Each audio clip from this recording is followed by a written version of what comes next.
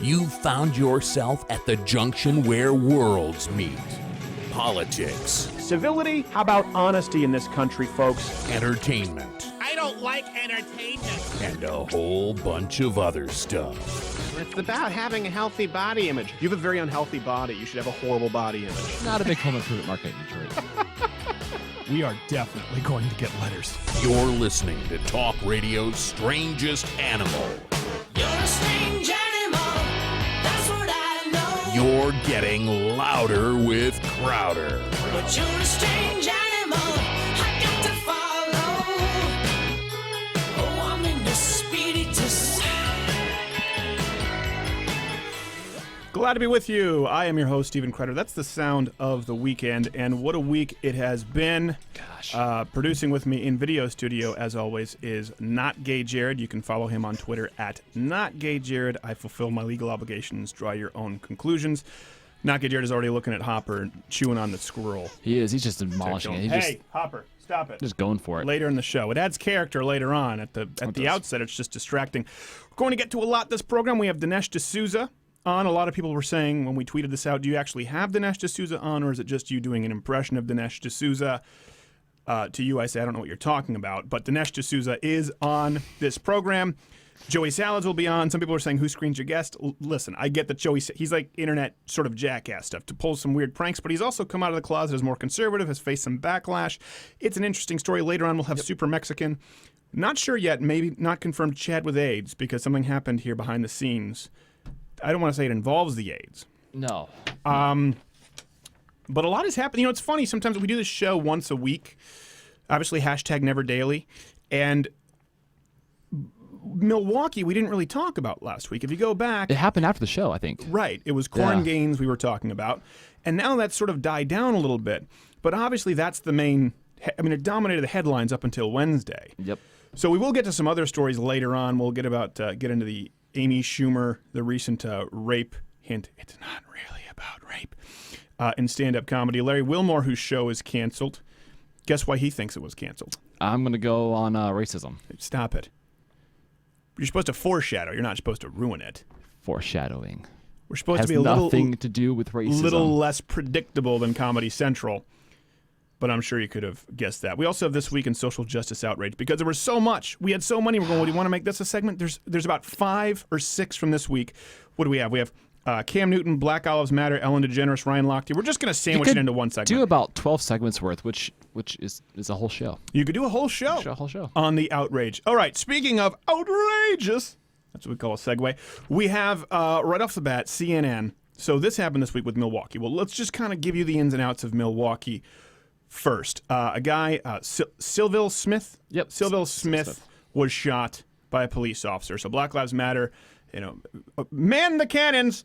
And they waited for precisely 0 facts, started as one does, rioting and burning stuff down in the streets. One might call it a trend, Stephen. One might call it a trend. Causation does not equal correlation, Nope. regardless of how many CVSs get burned down.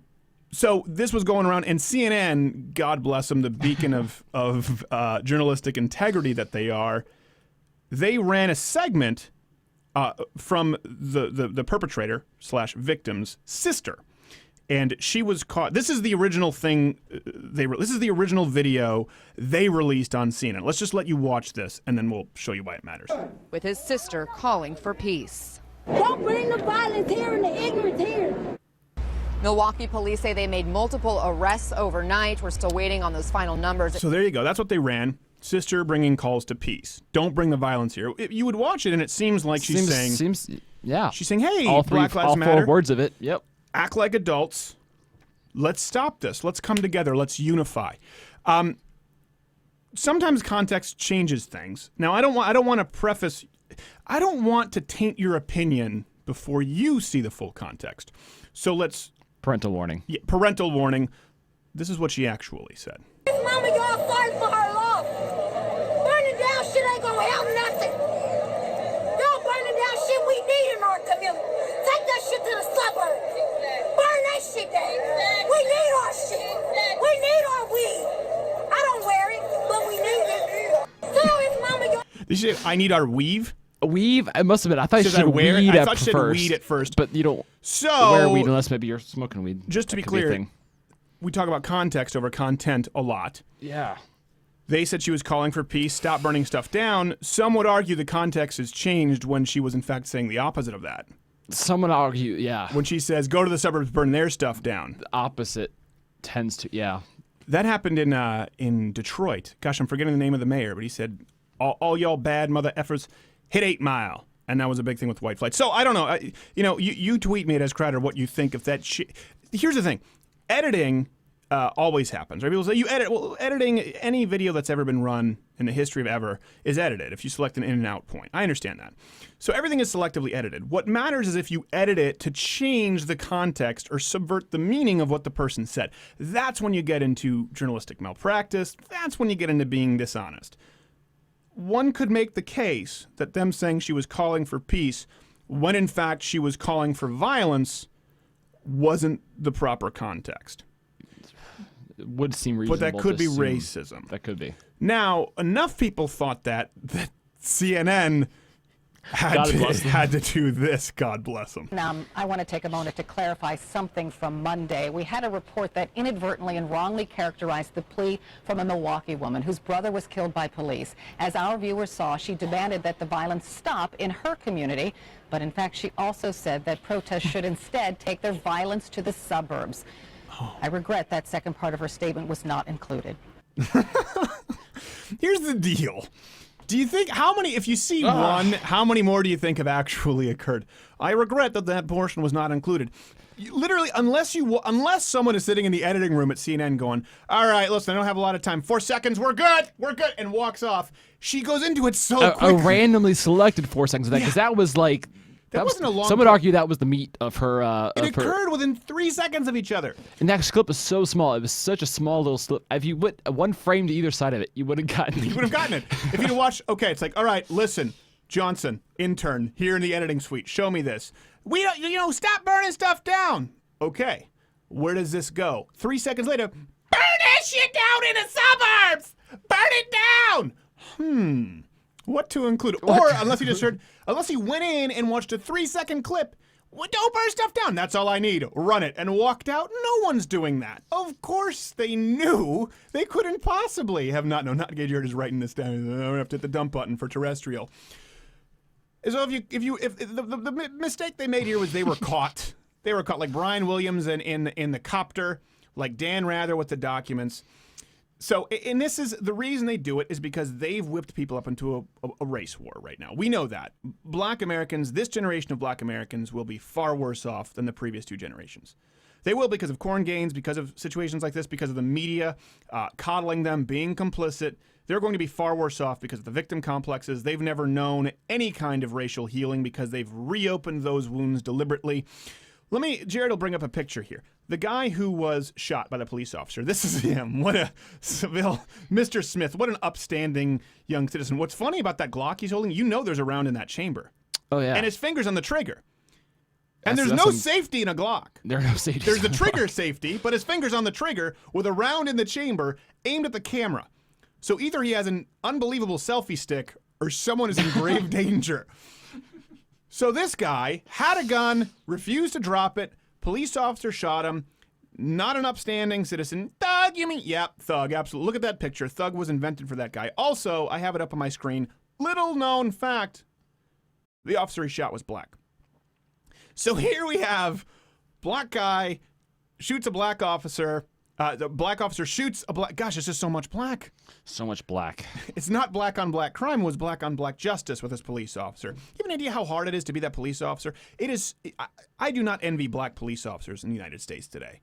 In Detroit, where my dad used to live, the Percheronis, their dad was a police officer in Detroit. And he said, man, black police officers in the city, they had to take a far route to their house because they couldn't be tracked. They had to be extra careful because they were seen as traitors. So this officer... I don't know how many of you have heard of this. You certainly didn't hear about it through the media when it broke, was black who shot him. And they knew that all along. It took about 3 seconds of digging. It came out the day after the first Milwaukee riots. So this brings us to Sheriff Clark, who we've talked about, who is great. We ran this on the site. People loved it.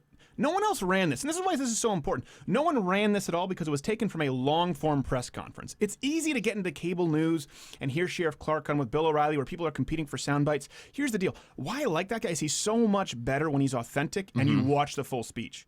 So this was, what, an 16-minute speech, something like that? Yeah, at least good 10, 11 minutes. Good 10, 11 minutes. Yeah. It's all worth watching when he's more subdued. But here's something that he said that I think really resonated with people and enraged some. The police use of force serves as an igniter, there's no doubt, but to an already volatile situation, a volatile mix of urban pathologies, failed urban policy that exacerbates inescapable poverty, failing public schools, inadequate parenting, father-absent homes. We all know when fathers are not around to shape the behavior of young boys, they oftentimes grow up to be unmanageable misfits that the police have to deal with in an aggressive He doesn't say fashion. that in this clip. Isn't that, do you have another clip? Pathologies I couldn't like find the other clip. Well, what he did say is he said, lifestyle stop talking choices about questionable. fixing police officers, fix the ghetto. And that's the recap of everything you just talked about. Fatherless households, failed policies.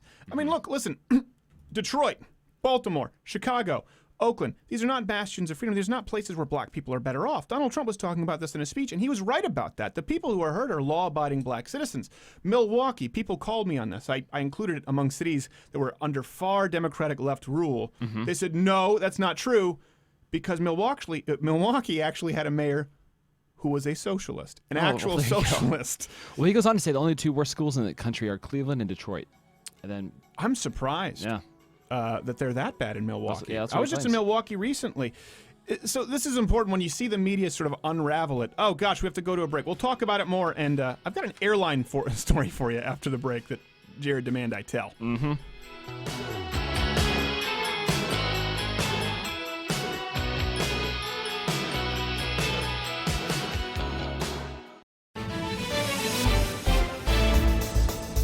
Carol Costello for CNN. It has been brought to our attention that there were some mild but important inaccuracies in last night's newscast that we need to correct.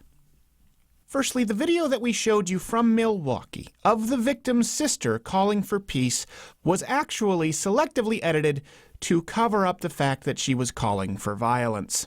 Other corrections to be made from last night's broadcast: Lena Dunham was in fact not raped, Donald Trump did not beat a small child, and I am not STD-free. Also, unfortunately, we were incorrect with a few of our tornado warnings. We were off by approximately 152 miles, resulting in the deaths of 184 innocent civilians. We're sorry about that one, too. Finally, it is my legal obligation to inform you that myself, as well as my colleague Anderson Cooper, have been legally barred from referring to ourselves as actual journalists. Stay tuned for this night's broadcast after the break.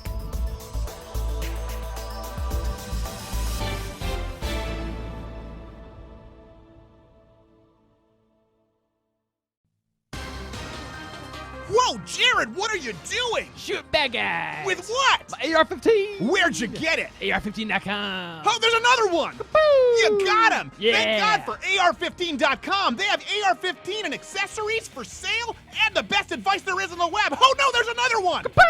You got him! Yeah. With your what? AR-15. From where? AR-15.com. That's the best place to go, and that's the takeaway, because this commercial's about to stop!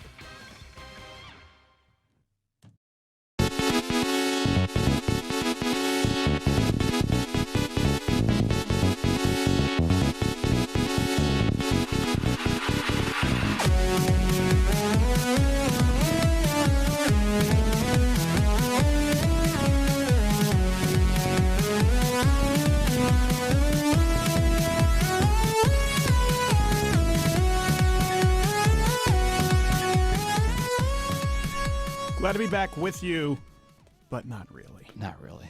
I got cut off there. I was trying to bring that thing to a crescendo, and I missed it because we had so much to fit in. We should have made that into 2 segments. I do love Sheriff Clark. He might be on the show sometime soon, actually. Really? We reached out to him. The guy's That's just news so to me. busy. He is so busy. It is amazing. You watch Milwaukee. You look at Baltimore. We've gotten to a point, and we've talked about this. I was watching Stranger Things. When we grew up and there were black kids who were in our circle of friends, you didn't really think about it that much. Mm-hmm.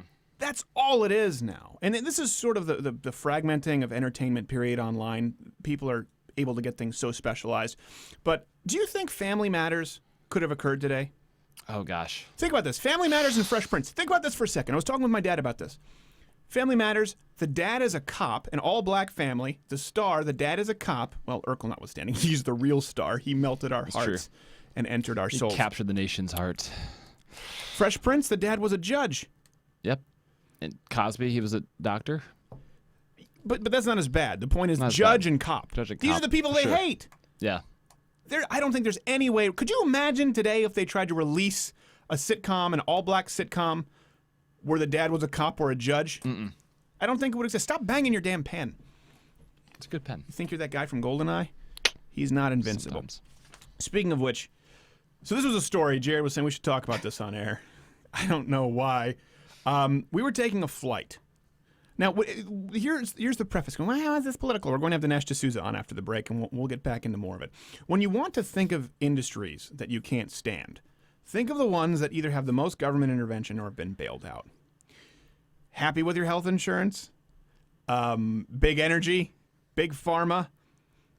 Airlines? Never-ending supply of bailouts with airlines. Think about it with airlines. They don't need to accommodate you because they're never going to go under. Nope. The government's going to, it's too important. It's too big to fail. Big banks, you happy with your service at Bank of America? Worst case scenario, they just merge.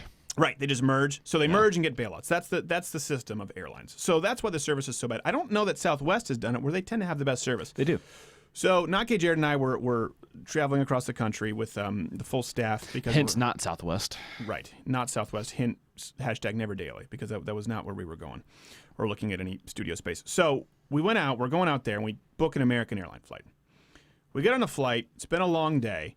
I say, hey, I would like to get a beer for me and my friends on the flight. One beer, Sam Adams. That's all they had. Sure. So they bring it out. Now, Jared seems to think I was out of line. I'm not entirely sure. You be the judge, and you can tweet me. They bring it out, and I give them a card. They say, oh, sorry, we don't take cards. We only take cash. Well, American Airlines actually takes cards and not cash the last time I flew them. Most of them only take Most of them only take cards. And Yep. I said, oh, I'm sorry. Is there any way you could, write it? I don't have any cash on me. At this point, the beer is out. And she Cough said, 2016. Cough, yeah, no cough cash. 2016. She goes, let me talk to my supervisor. I'm sure we can do something. Goes back and talks to the supervisor, who I'm guessing maybe had a bad day, comes barreling down the aisle. I think she had a bad couple thousand days. A bad couple thousand days. Yeah. Comes barreling down the aisle. She goes, cash only, cash only, cash only. I said, well, I can't know that. I said, I'm just saying I have a card. The beer's here. I'm not trying to steal it from you. I just don't have cash. And honestly, she goes, cash only on American Eagle. I said, my ticket says American Airlines. I bring it up. It says American Airlines. I said, it doesn't say American Eagle anywhere in this plane. It does. It's just on the outside. Outside. On the inside, it actually said United, if you looked at it. Yep. It was an old United plane. And at this point, everyone is turning and listening. And she says, well, I said it before we left off that it's cash only. I said it right at takeoff. Announced it on. I announced it on the intercom. And this is where it escalated. And I said, Something snapped. So I was supposed to use the onboard ATM amidst takeoff to ensure that I had cash on me. And she's like, well, I'll fight. I'll get you the beer. It's going to come out of my paycheck. I said, I don't want it to come out of your paycheck. I'm trying to give you my money. I just don't have cash. It's 2016. At this point, people on the plane, Jared was there, as was his brother. They turned and they say, Oh, I'm busy. Yes, exactly. This is where you can just see the glow of screens as they're about to tape this. That's what I thought. Instead, it was like a mini revolution on the plane. People had it, and I think people just said, oh, wait, this guy's not... It put Les Mis to shame, I tell you what. I think they said, oh, wait, this guy's not taking her crap. Yep. And 5 people go, my ticket says American Airlines, too. And she goes, well, it's regional. It's regional. American Eagle. I said, I don't know that it's regional. Can you take my money? Can I get a beer? She goes, what's going to come out of my paycheck? I said, okay, well, then forget about it. This isn't even fun anymore. She goes, well, I've said too much. I shouldn't have told you that it came out of my paycheck. I'm like, you shouldn't have done any of this. This is not the point where you cut it off. Like, you shouldn't have talked about your paycheck. You should have not done anything that you have done. This is a series of horrible decisions. It's not our fault. She's been working there since before the internet was created. And then... this is the kicker. Probably started on prop planes. She left, and she came back, and she asked me my name and ticket number, as well as my brother's. as your brother's, and went back with a scowl. And we were like, this is how you get put on a no-fly list. You want to buy a Sam Adams, you only have a card, you don't know that it's a regional jet, and she was furious. Oh, that's not it. And then she goes on the intercom. I swear to you. This is 10 minutes later. For passengers who are not yet aware, even though I announced it as the plane took off. You need a little more German in there. We accept cash only. Only cash. Like, seriously, she was the flight attendant Nazi. Only cash. If you see something, say something. We could, and everyone was sitting there going, can you believe this? Here's the bummer. Real bit bummer. She comes back finally with some beers.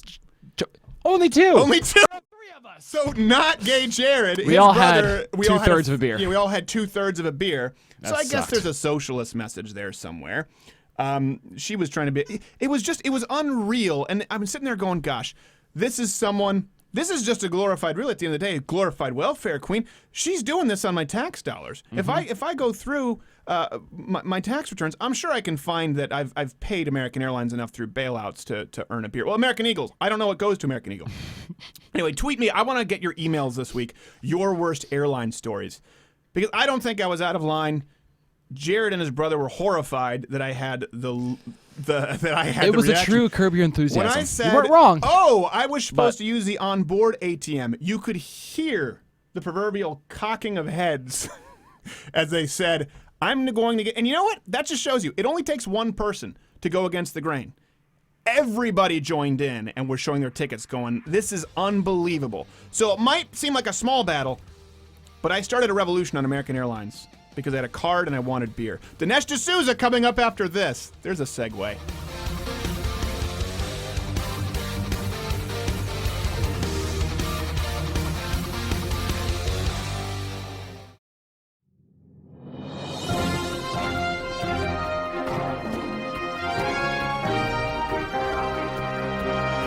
This is breaking news on Louder with Crowder. I'm Perry Matheson.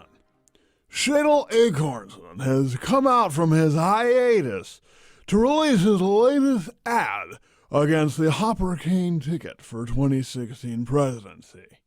We have the exclusive for you now. Listen, everybody at Squirrelceuticals is glad to see the Hopper is alive and well and has returned, and at worst is a worthy adversary. But for those of you voting for him who think they're getting some sort of a new kind of candidate with integrity, you'll be sorely disappointed. Do you expect integrity from the world's greatest noodle thief? Can't believe Hopper ate that. I guess Hopper, did you eat that?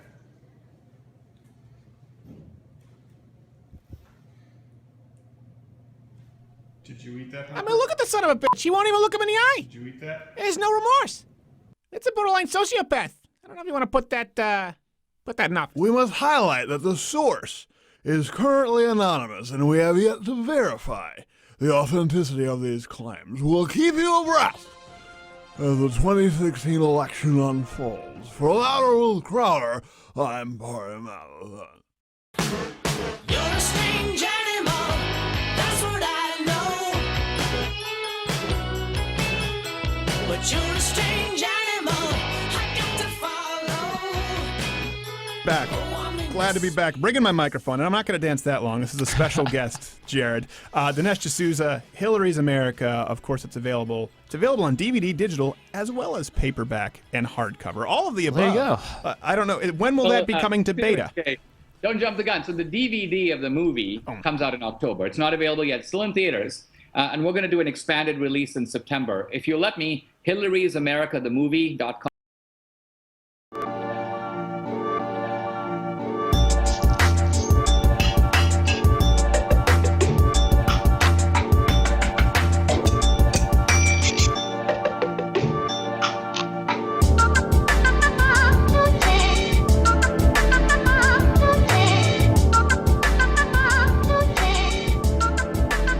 All right, glad to be back with our next guest. Never sure if people never know if you're amused by the dancing or immensely uncomfortable. No one knows. We're all uncomfortable. He has a film out right Some now. degree. It's just going gangbusters. A book of the same name, Hillary's America. You already know who he is. You can run a Google search and find him.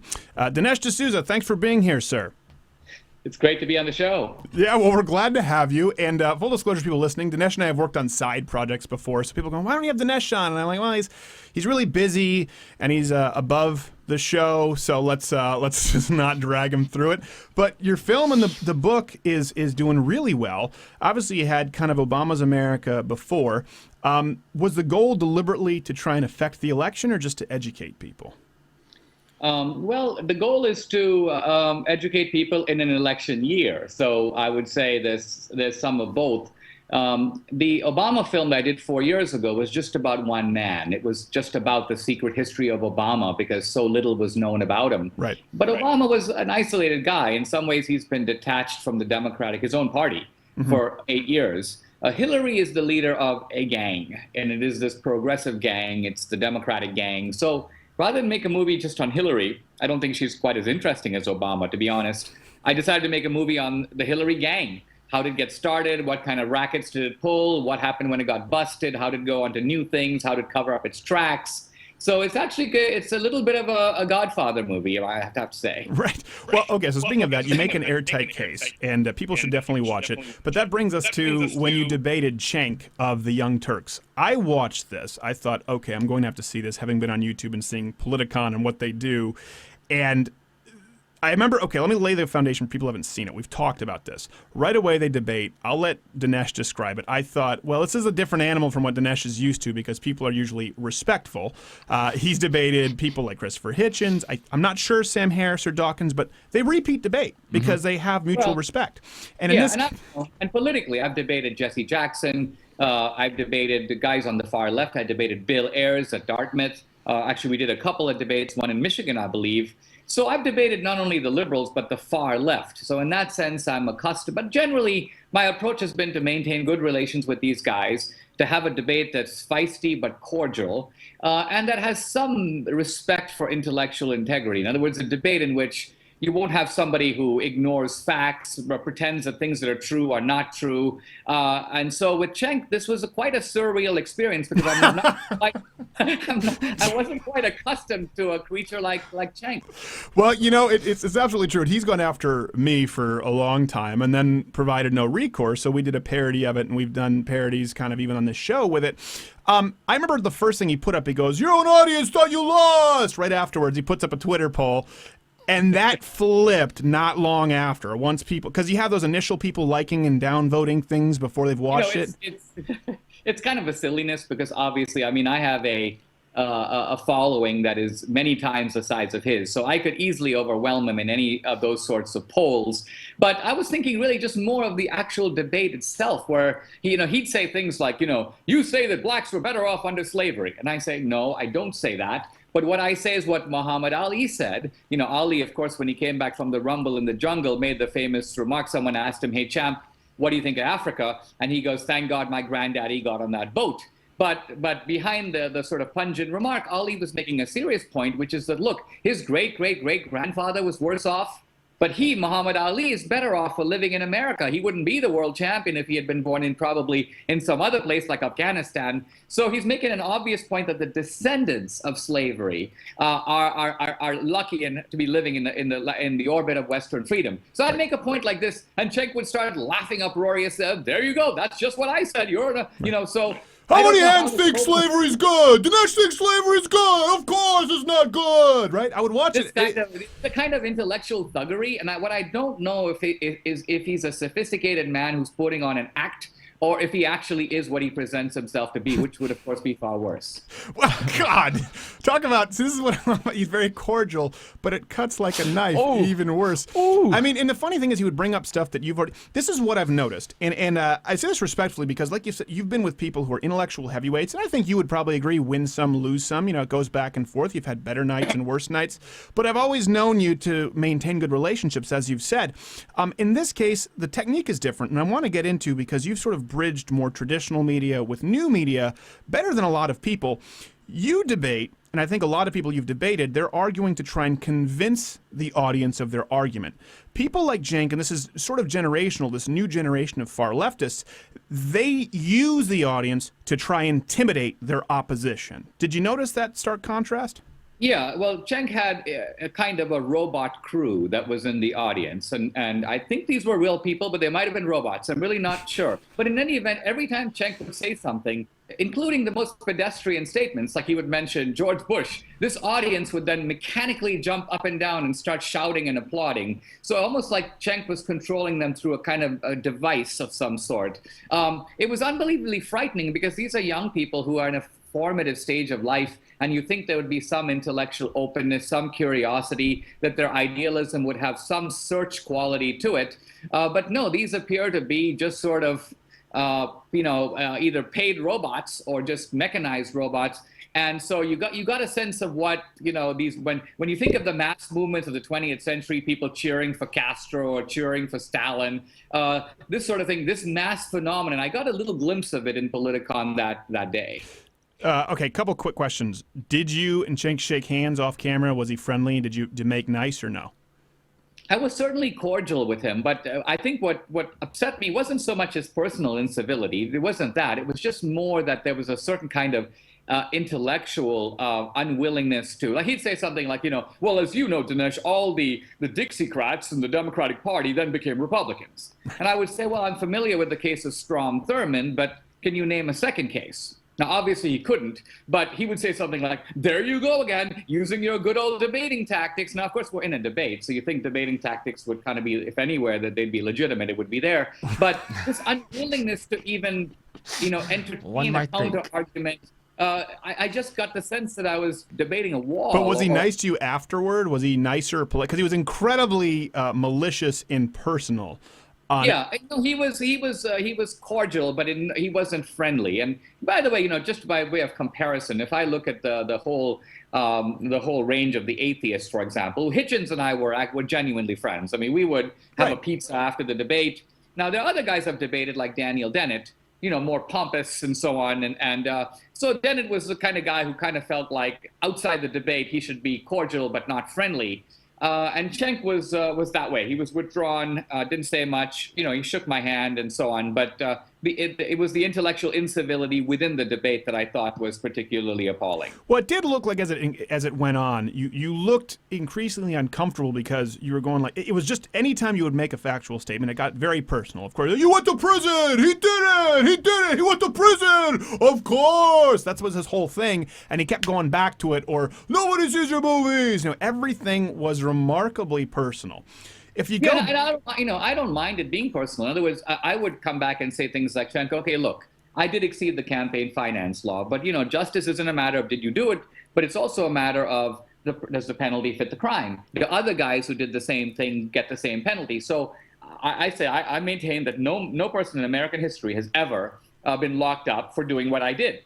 So a normal person now on the other side would go, wow, if we're claiming that this is progressive justice, that's a problem. I need to find at least some other cases where other guys got the same penalty. Otherwise, Dinesh has in fact been railroaded. I never got the sense with Cenk that even after the debate, he would make such an inquiry. This is a kind of a guy, he almost defines closed-mindedness in a way that I've not encountered before. And so I was a little bit, it's almost like I felt like an anthropologist. I wanted to take out my equipment and begin to study his insides, because I haven't quite encountered a Cenk before. So he wanted to go Dr. Grant, sweeping off the Velociraptor claws.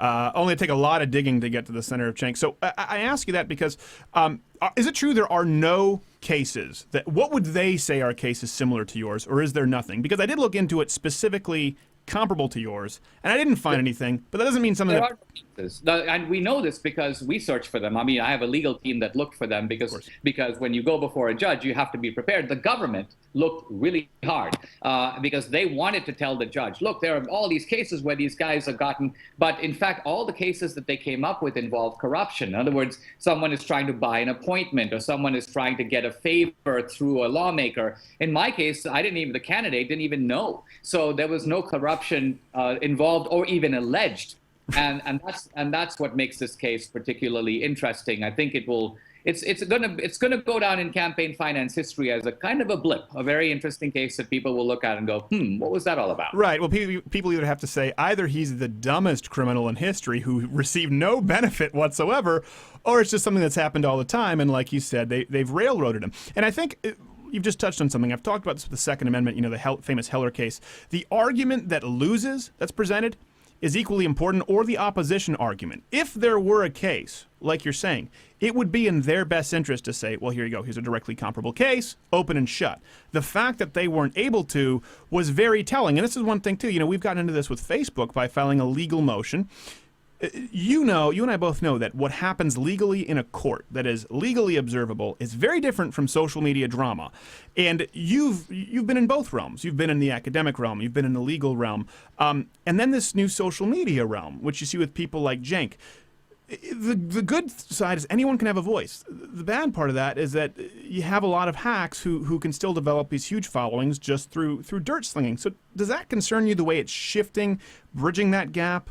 Do you think that's kind of just a small trend, a small blip, or do you think it could be dangerous?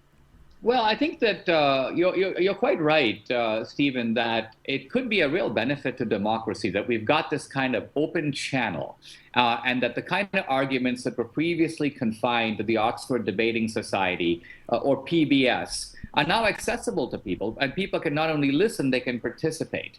And what I try to do is bridge the gap between academia and sort of popular discourse by speaking in a very conversational way.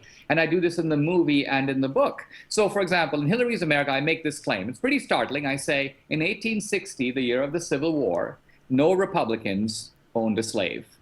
I say all the slaves in the United States, in the whole country, were owned by Democrats. Now, this is a very arresting factual claim.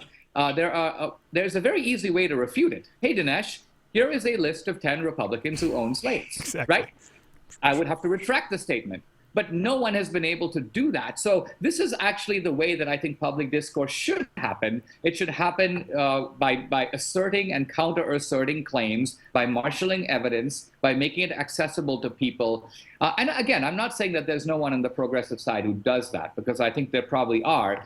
Interestingly, with this movie and book, the left has not put anyone of any caliber up against us who's been able to seriously challenge, let alone refute, a single claim in the book or the movie. That's a very important point. I think they attack you more on style, kind of like you're saying you bridge the gap, and they're going, well, he's a former intellectual who's become pedestrian. But like you've said, it's making this accessible to people. And if anyone has read your books, frankly, my parents made me read Letters to a Young Christian, and being the young comedian smartass that I was like, this is kind of dry. It's very intellectually written. And something news, you do both of those things, and you get railroaded regardless. Yeah, I mean, early in my career, I wrote books that were scholarly, that were supported by footnotes. Now I do that, but I also try very hard to make those books. My assumption in writing now is I assume my reader knows nothing about the subject, but is also really intelligent. Right. Okay, hold that thought. We will be back with more Dinesh D'Souza. If you change the channel, you're a bigot. That's the rule. That's the rule.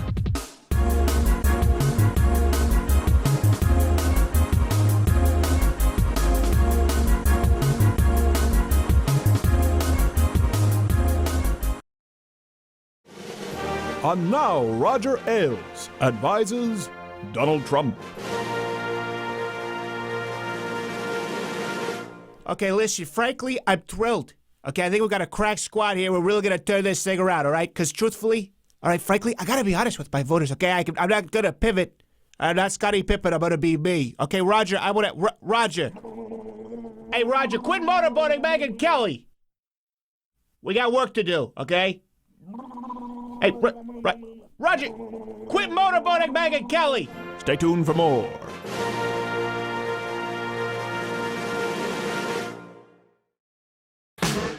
You're a strange animal, that's what I know. But you're a strange animal, I got to follow. Back. Glad to be back. Bringing my microphone, and I'm not going to dance that long. This is a special guest, Jared. Dinesh D'Souza, Hillary's America. Of course, it's available. It's available on DVD, digital, as well as paperback and hardcover. All of the above. There you go. I don't know. When will that be coming to beta? Okay. Don't jump the gun. So the DVD of the movie comes out in October. It's not available yet. It's still in theaters. And we're going to do an expanded release in September. If you'll let me, Hillary'sAmericaTheMovie.com, that's the website. That'll tell you where it's playing near you. Absolutely. Sorry, that's right. a little bit of timing there, where it's both released in theaters and the DVD before the election. I see where he's noodling it. I do highly recommend it. You have definitely, regardless of where people line up politically, we've talked about this. Most conservative content is crap, particularly as far as documentaries. They've been really bad. They've been embarrassingly bad. There are a few standouts, but it definitely seems, even if you look at your hiring practices and the way these films are shot, that you've made it a point to step up in quality. Was that your mission from the outset, or is it just something that happened organically? Well, no, I knew nothing about making movies 4 years ago when I undertook 2016, but I did know that Christian and conservative movies tend to be sort of subpar and that people feel a sense of duty. I've got to go to support the movie. Now, I don't want people to go to support my movie. I want people to go to be entertained and to learn a bunch of stuff and to come up moved and inspired and fired up. And so I wanted to make that type of a movie. Now, 2016 is that type of a movie, but it's also a simpler movie. It's the kind of movie that you could have shot on a handheld, a very nice handheld camera. But now that we're doing recreations of history and recreations of politics, we do them at a very sophisticated level. So, for example, the confinement center prison scenes in this movie, there are people who thought I actually shot them in prison. I couldn't, because actually my judge issued an order that I can't film my confinement, I can't film my teaching of English to immigrants, and I can't film my psychiatric counseling, which I'm sure you, Stephen, would have loved to see, the re-education of Dinesh D'Souza. I would also want to get the name of your doctor. It could probably help me out. It was an effort that failed, and my rehabilitation has been proclaimed incomplete. Right. Well, it's one thing to have, obviously, to seek help on your own. It's another to have a psychiatric evaluation and rehabilitation mandated, and then the end result isn't the opinion they want, maybe, and they go, well, listen, the guy's still conservative. This is a scary thing about guys like Cenk, is that, generally I would feel that with a good-willed guy on the other side, like, I have no desire to lock up Michael Moore or ruin him financially or subject him to psychiatric. I would never think that way. But these guys think that way, or some of them do. There's a sort of authoritarian streak where they go, well, yeah, I'm really glad he got that, man. Wish we could have kept him, under the gun for longer. And so this is the totalitarian streak that you see in the left, and it characterizes Hillary, and it characterizes a fair number of her goons. Well, I believe, too, that obviously a form of open ideas is best for the conservative or libertarian argument. That's always what I've maintained. And so have you seen, with good example, unedited, the Dinesh Cenk debate? I would recommend you go review it. Of course, go to go see Hillary's America. But this is something that was very compelling to me. Have you noticed, since that is as open and unedited as could possibly be, an influx of new fans from that, because they just go, all right, I haven't seen this before? Well, I noticed two things. One is that I noticed that an influx of new fans, a lot of younger people, who wouldn't normally have probably come across my work. The other thing is I went on the Young Turk's channel and I began to look at the feedback on Cenk's site. Now, while the feedback on my site is 99% positive, on Cenk's site it was running about 50-50. And a lot of people were like, Cenk, I thought you were a reasonable guy, but to see you go on like an intellectual goon at this debate, I was a little bit embarrassed for you and embarrassed for myself for being your fan. And so I was kind of interested to see this kind of stuff on Cenk's own site. And I'm sure Cenk was, thinking, I don't know what Cenk thinks, but I thought it was significant that even on the Young Turk side, you probably have some young people who are more intellectually open-minded than their host. Well, I used to get that a lot because, as you know, I've been on YouTube for years, and I was the only one there. It was just an empty desert. And as a Christian, and of course the Young Turks, when they were a little smaller, would go after me, and they would, I hate you. And then they go, you know what? I've kind of flipped on this. Even if they're an atheist, even if they would completely disagree with, for example, your debate with Hitchens, they've grown up a little bit and they've recognized, you know what? I thought Cenk was this anti-corporate, not just Cenk. I don't want to doggy pile on him, but a lot of leftists who've presented themselves as these anti-establishment, anti-authoritarians who've ironically become the man. And you're definitely seeing an exodus, not massive, but it's noticeable. And does that give you hope in kind of this area of a very cracked conservative movement with Trump and never Trump? Yeah, well, on the left, you've seen these sites like Gawker and Daily Beast and Mediaite and so on, and you've got these guys, and many of them are, 2 years out of college, and they don't know anything. So they'll say things to me like, Dinesh, have you ever heard of the Nixon Southern Strategy? And I'm like, Yeah, not only have I heard about it, I've written extensively about these things. I wrote a 2,000-page book called The End of Racism. I'm very familiar with all these things, but they have this sort of, idiot way of lecturing me about things that sort of everything that they know on the topic was my starting point 20 years ago. So I don't quite know what to make of this. I try to engage them in dialogue by saying things like, well, who actually won the Deep South in '68? It really wasn't Nixon. It was the segregationist Democrat Wallace. And that Nixon won the Upper South, so the least racist South. As the South became less racist, it became more Republican. So I'd love to have real debates about these things like the big switch and so on. But the quality of the debate, it throws me back to when I was 20 and I looked up to people like Irving Kristol, Bill Buckley, Solzhenitsyn, Hayek, Milton Friedman. And I realized that those guys were writing in small magazines and in different forums, and the world is different now. But it is pathetic to see the lowering of the intellectual lowering that has happened between then and now. Right. I think you're smart to say, I assume that the audience knows nothing, but is not an idiot. We've run into that a lot with Second Amendment issues where we assume, right, sort of like a tree. Okay, there's a branch, semi-automatic, then you get to assault weapons, clips versus magazines, and then you realize you're still at the trunk. They don't know what semi-automatic means. So you go, okay, let's back this up. They're not idiots. They just don't know anything about this given subject. And so I do appreciate you bridging that gap, because there aren't a lot of people doing it. They're either in academia or they're hacks like us who are dancing along to techno bumps. Dinesh, we're going to go to a web extended after this. The website right before we go? Hillary'sAmerica.themovie.com. And then the book is available in Costco and Barnes & Noble, everywhere else you can get books. This is true. Louderwithcrowder.com. Web extended, what does that mean? Yes, it's a pre-tape because he was on a different coast. Oh, we tricked you. Web extended, louderwithcrowder.com, or you're racist.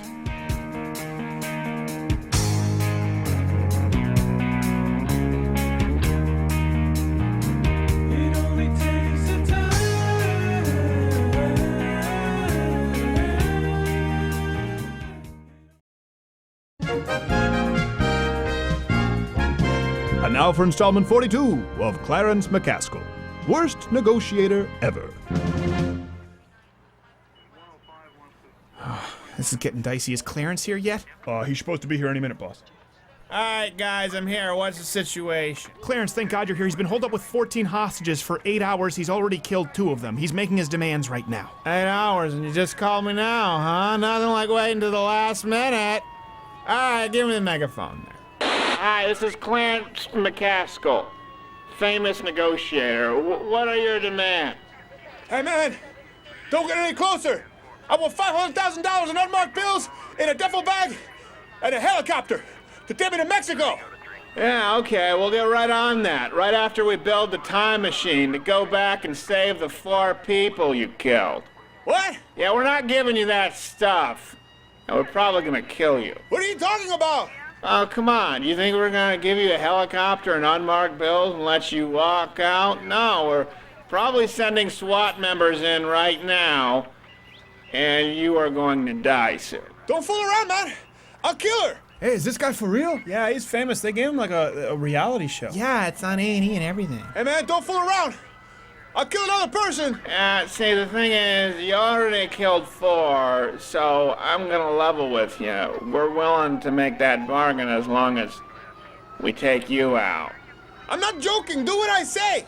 Yeah, please, just do what he says. No, I'm not gonna do what you say. I'm just thinking of a way to kill you. Oh, Clarence.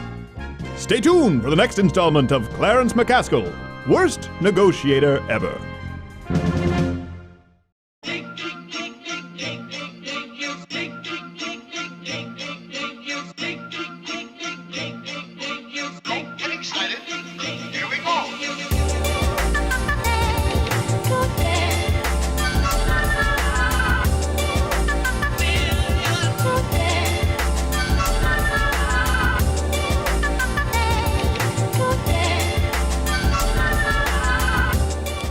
We're back, second hour. I'm worried that Hopper has a problem with dancing. We need to recondition him. He does. He's like a Baptist dog. Racist Baptist dog. You know what I think it is? I think it's when we did the don't know. Brexit thing and we danced with the firearms. He doesn't like that. Doesn't like that. He doesn't. Yeah, he really I think that like conditioned him to be afraid. I am your host, hosting, of course, second hour. Producing with me in the studio, as always, is Not Gay Jared.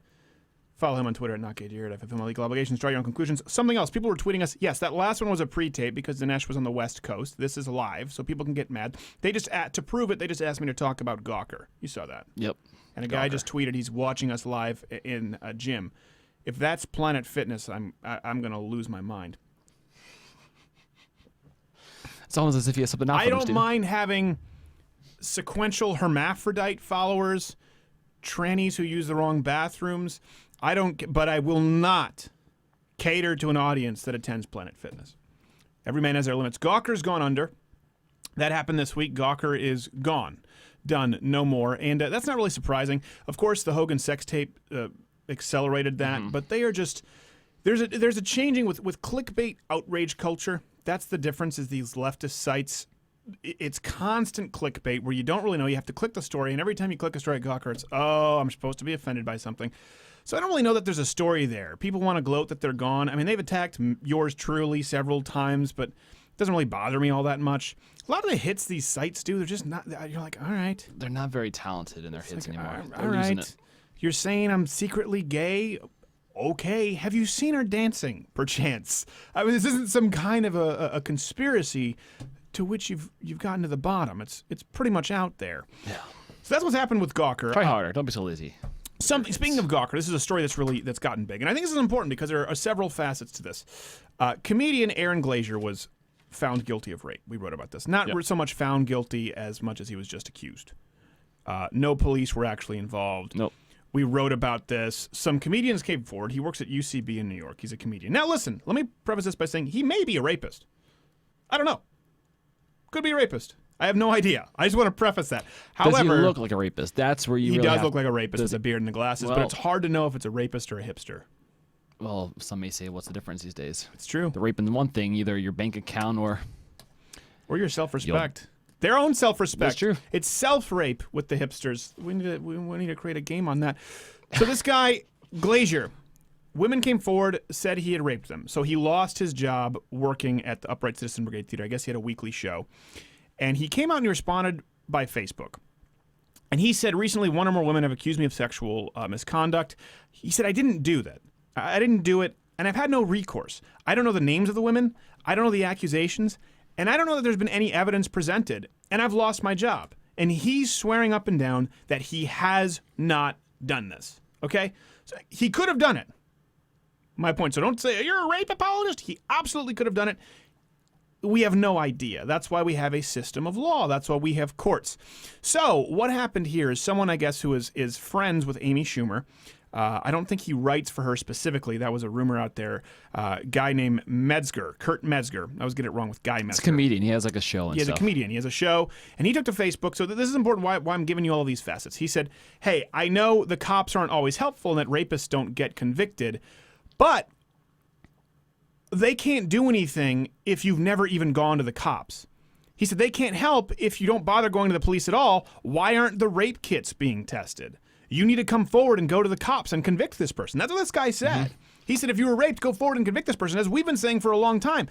Now, you can bring this up. Our resident favorite, Amy Schumer, felt the need to tweet out. I think you have it on your thing there, your image. She tweeted out, I am so saddened and disappointed in Kurt Metzger. He is my friend and a great writer, and I couldn't be more against his recent actions. Only 765 retweets. This is important. When you look at these sites or these people who have millions of followers and their retweets, their likes are not proportional, you start to see a shift in culture. Amy Schumer, a comedian who's made her career off of, set your stopwatch, I'm a slut, and fat. That's her career. That's her entire thing. I like eating. I also like being slutty. That's her shtick. And it's worn thin very quickly. She's been carried on the backs of critics. They've all told you that you need to love her, that she's hysterical. I used to think she was funny when she did stand-up. I don't find her particularly funny these days, but most people don't. It's worn very thin. She felt the need, that's her shtick, to go forward and condemn a friend, saying, I am totally against that. What is it that she's totally against? She is against him saying, go to the police if you are raped. Police if they don't do anything, that's a horrible problem. We need to fix it. But they can't do anything if you don't go to them. She is mad that somebody, a man, is trying to prevent more rapes. Kurt Metzger is trying to prevent more rapes. That's why I want to prevent more rapes. If this guy is going around raping everybody in the Upper West Side, or more so the Trendy Village, I don't know where UCB is in New York City anymore. Guess what? You need to come forward and get that guy convicted so he doesn't go and rape somebody else. That's what I want. Men don't like rapists. Nope. We don't want to see more women raped. However, coming forward on social media is not the same as going to the police.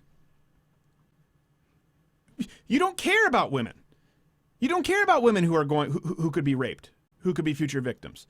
Amy Schumer, self-professed feminist, strong feminist who also literally wants to take your guns away up there with her Uncle Chuck, is saying, I am so against somebody believing in due process and thinking that you should go to the police if you're raped.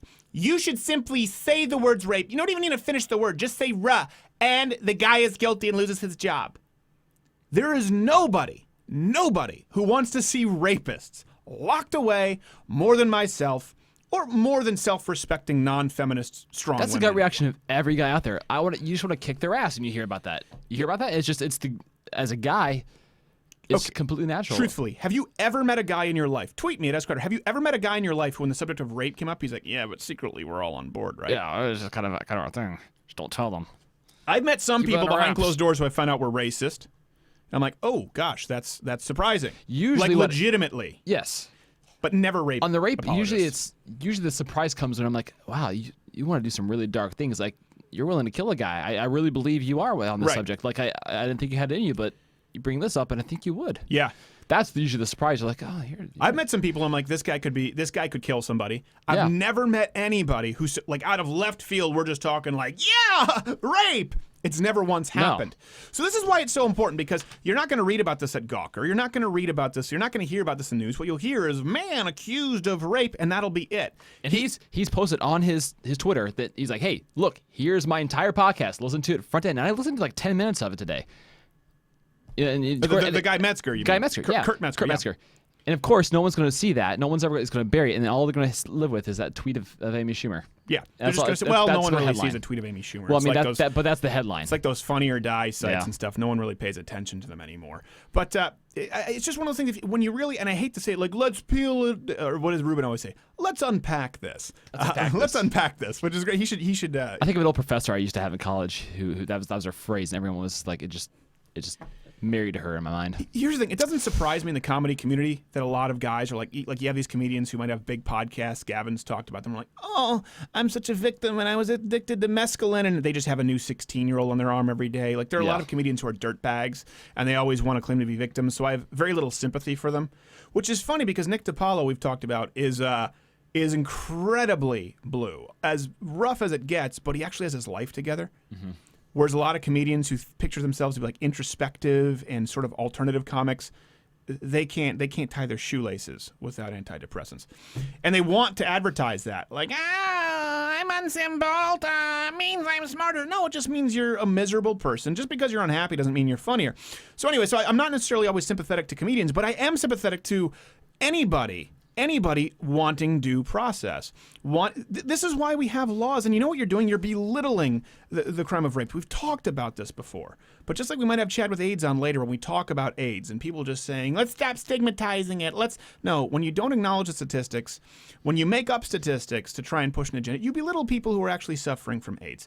When you say that 1 in 4 women are raped, which is entirely false, and when you fire people and say, we find this to be wildly offensive and abhorrent, this man has, without any kind of evidence, and providing the person no recourse, you are absolutely belittling rape. Not only are you allowing people to get away with a free pass. This is a culture. You want to talk about rape culture? The culture is the social media outrage culture, where it is considered to be just as productive to create a hashtag or to come forward and just say I've been raped with no legal process. Good example is Facebook, right? We had this incident with Facebook. We had several incidents where we knew that they were screwing with our account. A report came out. We had some billing issues. Everybody else at the big sites, they got on and they flamboyantly say we have these problems and please help us. We took the proper legal action. And guess what? We've been productive. We've been successful. We've resolved it with Facebook. They're not screwing with their page anymore. We got the billing issue resolved. It's one thing to go forward in social media to try and gain some followers. And that's what Amy Schumer is doing. And these people on the rape side, unlike the Facebook side of censorship, which is they have the right to do it, but they're lying about it. On the rape side, people like Amy Schumer are saying, well, going on Twitter is just as valid a reaction. It's even more valid because we're raising awareness. You get away with everything under that umbrella, right? Well, why didn't you press charges? I'm too scared. I'm raising awareness. Well, why didn't you get a rape test done? You can have no, I'm raising awareness, really, and you just happen to be getting followers. That's how I get the word out about rape. Lena Dunham wasn't raped. Let's go as far as evidence. If you were to have it in a court of law. Lena Dunham, no. Maybe raped her sister. Amy Schumer, no. Probably raped other people. I'd imagine before she was famous, she had to get it any way she could. Any which way she could. Lena Dunham, no. Amy Schumer, no. Most of the high-profile celebrities who come out have never pressed charges, have never done anything about it. They've done precisely zero about it, and they make front-page news. Well, what do you think happens to a girl who was actually violently raped in an alleyway? Or someone who was sexually accosted by their uncle or a coach? Makes it a lot harder for them to come out because it just becomes white noise. Well, I was really raped. Yeah, but so are Amy Schumer and Lena Dunham. Damn it. I guess I should just keep my mouth shut. Be back. Talk about outrage culture after this.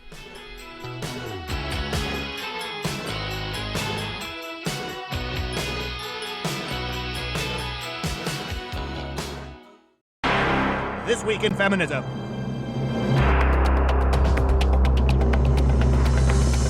So, Amy, it really was just the hardest thing. I mean, I don't remember. I don't know if I was drugged. I don't know if I was sexually harassed or raped. I'm so sorry. That sounds terrible.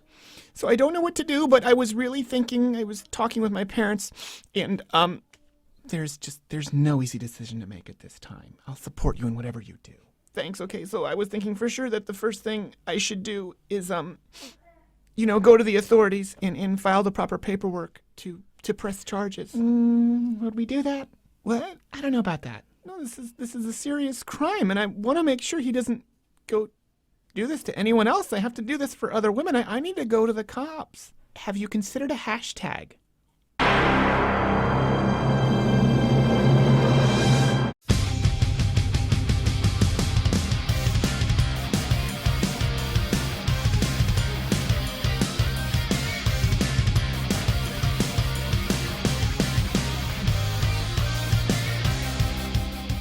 Glad to be back. After the break, we're going to have Joey Salads. Some people are going, why are you having Joey Salads? Joey Salads. Some people are saying, why are you doing the Joey Salad? Why dare you? The reason why is he's pretty popular on YouTube, and he reached out. He's a fan of the show. He said, hey, I'd like to talk more about the political stuff. A lot of people don't know, so we'll give him that form. Who knows? Who knows which way it could go with the Joey Salads? And then I think we have Sooper Mexican and Chad with AIDS afterward. We don't have the segment branded yet, but this week in social justice outrage. Mm-hmm. There's a lot that we have, and we just figured we'd fit this into one segment. I'm trying to remember what we should start with. Okay, let's do this. So, Ellen DeGeneres got accused of racism this week. Why? She joined in on a meme, and she said, this is how for those listening terrestrially, she said, this is how I'm going to do my groceries from now on. And she tweeted out a funny picture of her riding Usain Bolt, because he's fast. Mm-hmm. So, lesbian, pro-social justice warrior, progressive Ellen DeGeneres tweeted out was an already common meme with Usain Bolt. Yep. Everyone was jumping on that one. Yeah. No pun intended. Racist. Right away, the Twitter got on a racist. So riding on his back like a mule and a horse as some form of property is fun to you? Okay. Here's from at RHughSerious. LGBT Ellen off the market to pick up some Uncle Ben's and Aunt Jemima, her two favorites. What? Another liberal phony. People getting furious with her because she was... Listen. If you can't take a compliment, black people are fast. Have you noticed when you watch the sprinting, there's like one white guy and they put him in? It's the only example where there might be a diversity hire for the white guy. Yep. But we're like, let's take the white guy from Greece. He's going to get embarrassed. Well, what do we have to have someone on there. Look at it. Look at this. It's just Usain Bolt and everyone else. There's no reason to have anyone else here. It's Usain Bolt and everyone else is black. We just toss in one white guy. Or a woman now. Yeah, or a woman now. So Ellen DeGeneres caught so much flack because she, and by the way, this is a common meme. It was with Michael Phelps. There was a meme going around. If you were stranded on an island, desert island, what would you have? Water, a flashlight, and Michael Phelps to ride to shore. So it's not new. Again, this proves to you that liberals, leftists are racist. They see this as, it's complimentary to Usain Bolt. By the way, you know who didn't find it insulting? Usain Bolt. He retweeted it himself. What? All right, let's not. We have so many to get through. All right, Cam Newton. Cam Newton said that, and this guy's been obviously the center of a lot of controversy. Cam Newton said that America was past racism. When they asked him, they said, do you think that it's about race and the flack you've caught? He said, I don't want this to be about race because it's not. It's like we're beyond that as a nation. So right away, people turn on him. If Cam Newton doesn't check himself, he's going to become the next O.J. Simpson. You are black, bruh. Cam Newton needs to spend more time dressing like a middle-aged mom trying to get back out there and less time discussing race. So right away, if he gets off the plantation, Cam Newton, you're not really black. That's what Twitter let him know. Something else we have here. Restaurateurs stuck it to liberals by he created the Black Olives Matter slogan at an Italian restaurant. And right away, people are outraged. Black Olives Matter. The tweets, furious. We had green olives. I mean, just people, just nonstop outrage. Black Olives Matter. You can't even make a joke about it. So what do we have so far? We have Ellen DeGeneres. We have Cam Newton. We have Black Olives Matter. Do we have another one, or we just have the clip? We have this one here. What is this? Ryan Lochte and vilified Douglas. They're saying, well, Ryan Lochte lied about. This is hilarious, by the way. He lied about being robbed. It seems. First off, people are saying, why are we supporting Lochte and vilifying Gabby Douglas? I don't know anybody who says anything. If ever Ryan Lochte's name occurs in a phrase, it's either is not followed by is not as good as Michael Phelps or is a douche. I've never heard anybody say anything else about Ryan Lochte. Like, he's a great swimmer, but man, he's not as good as Michael Phelps. And that guy is a douche. Always. I don't know a ton of Ryan Lochte fans, just to be clear with you. The reason Ryan Lochte, people aren't super outraged, is because they expect this of him. Gabby Douglas, the reason people were critiquing her is because she was America's sweethearts, and there were a lot of reports that she was being needlessly bitchy. It's not because she's black. It's not because she didn't do well. It's not because she didn't put her heart on her hand on her heart with the national anthem. It's not because people think she was making. There have been reports that she isn't a team player. America doesn't like that. America doesn't like that whether it's white or black. They're not the same situation. Ryan Lochte was never America's sweetheart. Douglas was, and so people were disappointed with her. Because they loved her. Because white America embraced Gabby Douglas. Some people did confuse her with the, I can't remember the name of the current Olympian who's also black, and that's embarrassing. My mom's been guilty of that. Being French-Canadian, she didn't see a lot of them, and she sometimes will walk up and it's like, hey, I really like you when you played the piano, and it's just a different black guy at a jazz bar, and you're like, Mom. Now, is that racist? No. She was underexposed. Doesn't mean she hates black people. Mom she has no clue as to what racism is. She just seen my grandparents. Oh, my gosh. All black people look alike to them because they didn't see them. They didn't see them. That's kind of a rough generation, though. You know, it's one of those things. Racism is very clearly someone who believes they are superior to another race solely because of race. It's not a miscommunication. It's not about being insensitive. Let's just frame that in with the racism. All right. And finally, here's a show that just came out. What's the name of the show here? I don't have it with me, do I? Oh, The Great Indoors. The Great Indoors. So this is a show where people were... Okay, it's a show that seems to make fun of millennials. Seems like it's trying to piggyback a little bit on, what's the Tim Allen show? Last Man Standing. Yep. This premise of the show is this guy is coming into this outdoor magazine, sort of, wildlife, outdoor, hiking mountain man magazine, and a bunch of millennials work there, and they're part of the digital age, and they're overly sensitive. Mm-hmm. So the whole show is, it's like the buddy cop thing. Wisecracking black guy, old white guy with a revolver who does things by the book. Well, this is freewheeling mountain man from the previous generation, and then a bunch of mealy-mouthed, overly sensitive millennials. So that's the story. Let's roll the clip so you know what this is about. Between you and human resources, young adults today are a very delicate group.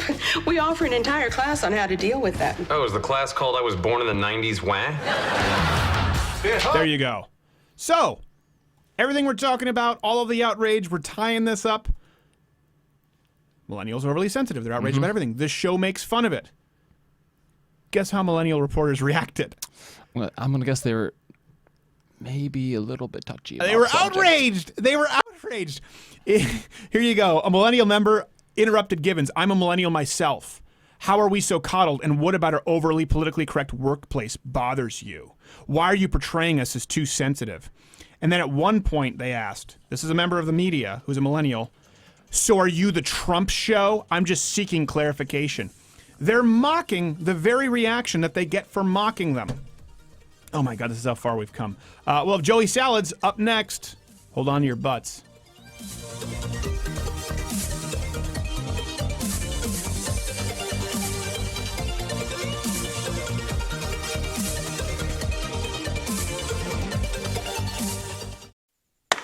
All right, our weekly double-secret patriarchy meeting is now in session. As you know, there are refreshments at the back of the room, but please keep it to a 2 per person maximum. Mark Wahlberg, I'm looking at you. I only drank one last time, okay? You're a terrible liar, Marky Mark, but you're cute.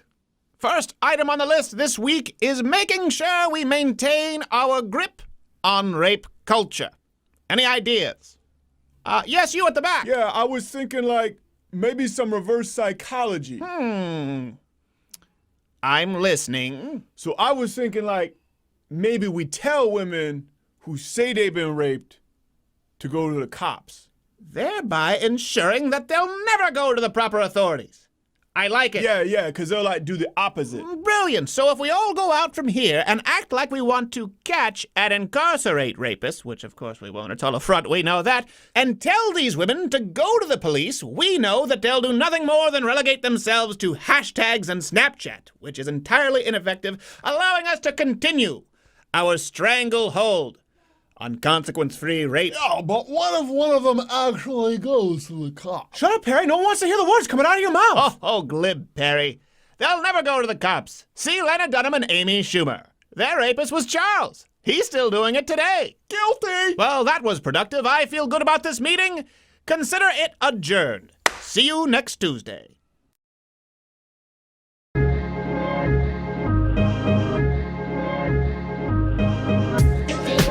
Wake up, it's blood. Reach the wizard. It's blood.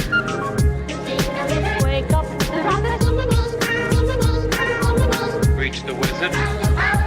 All right, glad to be back. This next guest, a little bit of a controversial figure there, not Kate Jared. Mm-hmm. A little I see bit that. controversial. We'll get Follow into that. But nothing as controversial, even with the stunts he's pulled, as apparently coming out of the closet as really just a non-liberal. You know him on youtube.com/Joey Salads.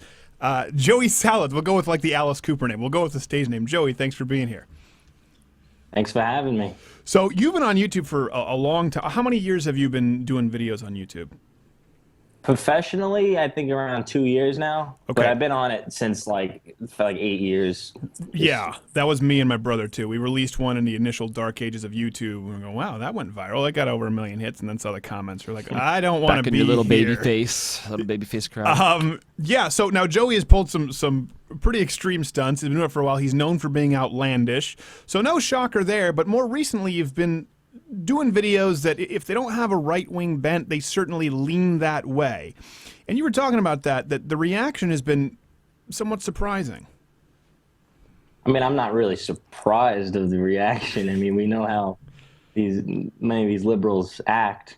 But I mean, in my videos, I try not to make them like, I'm making this video and I'm a conservative and I'm going to show you what to think, the conservative point of view. I don't go in with that. Right. With that mentality. I go in where it's like, let's see how women react to me dressed up as a girl using the women's bathroom. And it just shows girls freaking out. And I did it twice because the first time, for those who don't know, I dressed up as a transgender woman and went in the girls' bathroom and women freaked out. And because the backlash I got was, you're not really transgender, you're not really transgender. So I went out next week, the following week, and I got 2 real transgenders who went from the male to female, whatever you want to call it, and they looked 10 times manlier than me. They just had wigs on. They had stuffed breasts. Well, because some people were saying, I know the criticism, they were saying it was the first one was fake, or reactions were fake. So, well, first off, I'm assuming that's not the case, and then you got people who were actually living a life as a transgender person to sort of meet the critics. Yeah. So when I wanted to satisfy the people who were like, this this is fake, you're not really transgender, just to meet all the criticism with the follow-up video where I had real transgender people and I had a microphone on them and a camera on them. And as they went in, I was interviewing people as they were coming out. And many people were not happy with that. And when I interviewed the transgenders, they even said they get kicked out of bathrooms all the time. Right. Because, how does that work out? people aren't comfortable. How do you approach a couple of transgenders and, hey, I want to make the internet hate you a little bit. Yeah, I want to make the internet despise you $10 through me. And want to hear how I did it? I literally went driving down Hollywood Boulevard, and I was like, let me look for the manliest looking transgenders that I could find. And I pull up next to them. Hey, you want to make $100? They come over to the car. I'm like, I'm not looking for sex or nothing, none of that weird stuff. And I tell them what to do, and then they're like, they're down. Well, there again, if only we had capitalism such bridges all luck lines. with midgets. If we just didn't have that little troopers. Well, it's fun. Little Yeah, troopers. we're going to get transgenders who are mad about this, but then we get people who are mad because we tried to rent a dwarf, is the term they prefer, for a video we were doing, and they were like, we're not going to rent you one. You're using them for untoward purposes. We're like, well, your business is rentadwarf.com or whatever it was. Like, what else could we use it for? So, okay, so that happened. What I'm interested in is sort of the backlash, because I'm sure, you're more conservative. We probably don't line up on everything. So I don't want to necessarily get into micro politics, but I know in the old, I started off in film and TV, stand up for a long time before I really transitioned to YouTube. Was with Fox News. And then I did work with other cable networks. I had agents drop me. I had managers who were like, listen, you really don't want to get into this in this industry. Now, I wonder now, because online has sort of become more mainstream, it's seen as fringe. Now you have comedians who choose to stay there because they can do better online. Is it that sentiment now online with representatives, with other people on YouTube or the blogosphere, where they go, you don't want to touch this with a 10-foot pole. Don't let people know you're conservative. Yeah, because I actually filmed a scissor reel. I'm not sure. I'm probably not supposed to say this right now, but I filmed a scissor reel for a TV show, and the production company flew out from LA to Staten Island, where I live, filmed the whole thing, edited it, and they started pitching it to like MTV, Spike, all the networks. And when they started, they said to me, they're like, don't tweet or post anything conservative as we're doing this process, because if MTV wants to buy it and then they look into your videos and your tweets and they find out you're a Trump supporter, the show's not going to sell. Right. Well, I mean, it shouldn't surprise them if you're out there in Staten Island, necessarily being a Trump supporter. Yeah. It is. I mean, listen. It'd be one thing if you were somebody who just sort of, hosted a Young Turk show or a basic daily makeup show. You drank your own urine on camera a while ago. I mean, you're known for outlandish stunts. Yeah. Let me put that into context, because a lot of people think that I have a weird fetish of drinking my own urine. It's actually very common with a lot of Brazilians or people who they believe, it's cleansing. So you're not like people do actually do that. But I'm just saying, like, compared to, hey, vote for Trump versus, all right, let's go with the Morning Dew here as my supercharged smoothie. It seems like that'd be a little bit more controversial. Well, the reason why I did that was because I was filming a Jackass style movie with my other YouTube friends. So we've done dumb stuff. Like, for example, one of them is we went in a bull ring. I broke my wrist, got hit by the bull. All of us, we pepper sprayed ourselves before going in the bull ring. We vomit on each other. Gosh. My friend actually, one of the scenes was he dressed up as a giant bird and he chugged a gallon of milk with blue food coloring in it. And him and my other friend both dressed up as birds. They went out in West Hollywood, and he starts vomiting in my other friend's mouth. Okay, all right. I like the birds. This does go to rest. Do you ever think that maybe you shouldn't endorse Trump because it could hurt him at this point? They just bring out your video. This man's endorsing Trump. Sir, was that not you drinking your own urine? Yeah, vote Trump. I mean, has that thought ever crossed your mind?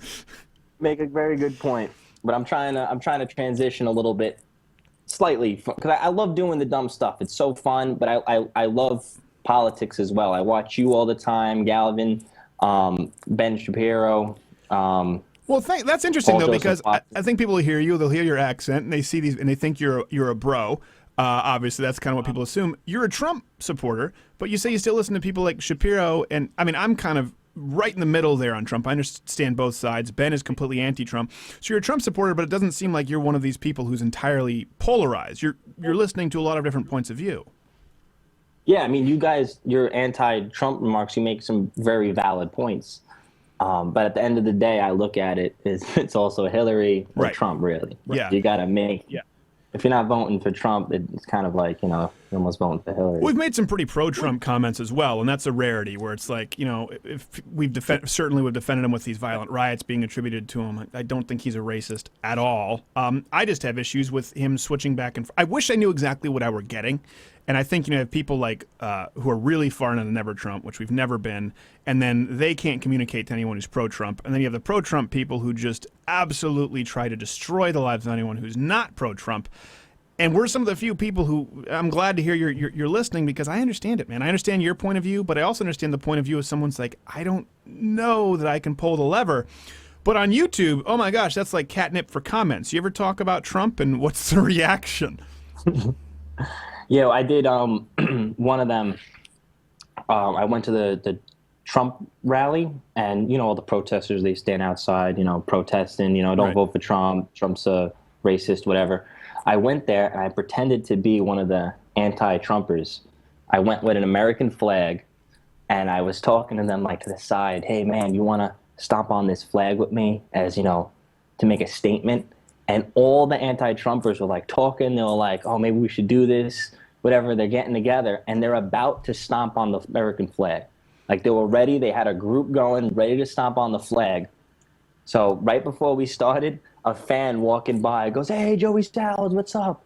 And then the kid that was about to stomp on the flag looks at me and is like, what are you trying to do? Are you filming a video or something? And then he looks at me and he's like, you're trying to set us up. He started freaking out, cursing at me. And next thing you know, he's got the Trumpers and the anti-Trumpers all teaming up on me because he kept on saying I was going to stomp on the flag. So, I mean, I kind of like united the people. Yeah, you kind of united them where they wanted to stomp you. I've had that. We've run into that a couple of times, not Jared, specifically this big gun video. People came up and like, oh, I love what you do. I'm like, no, leave.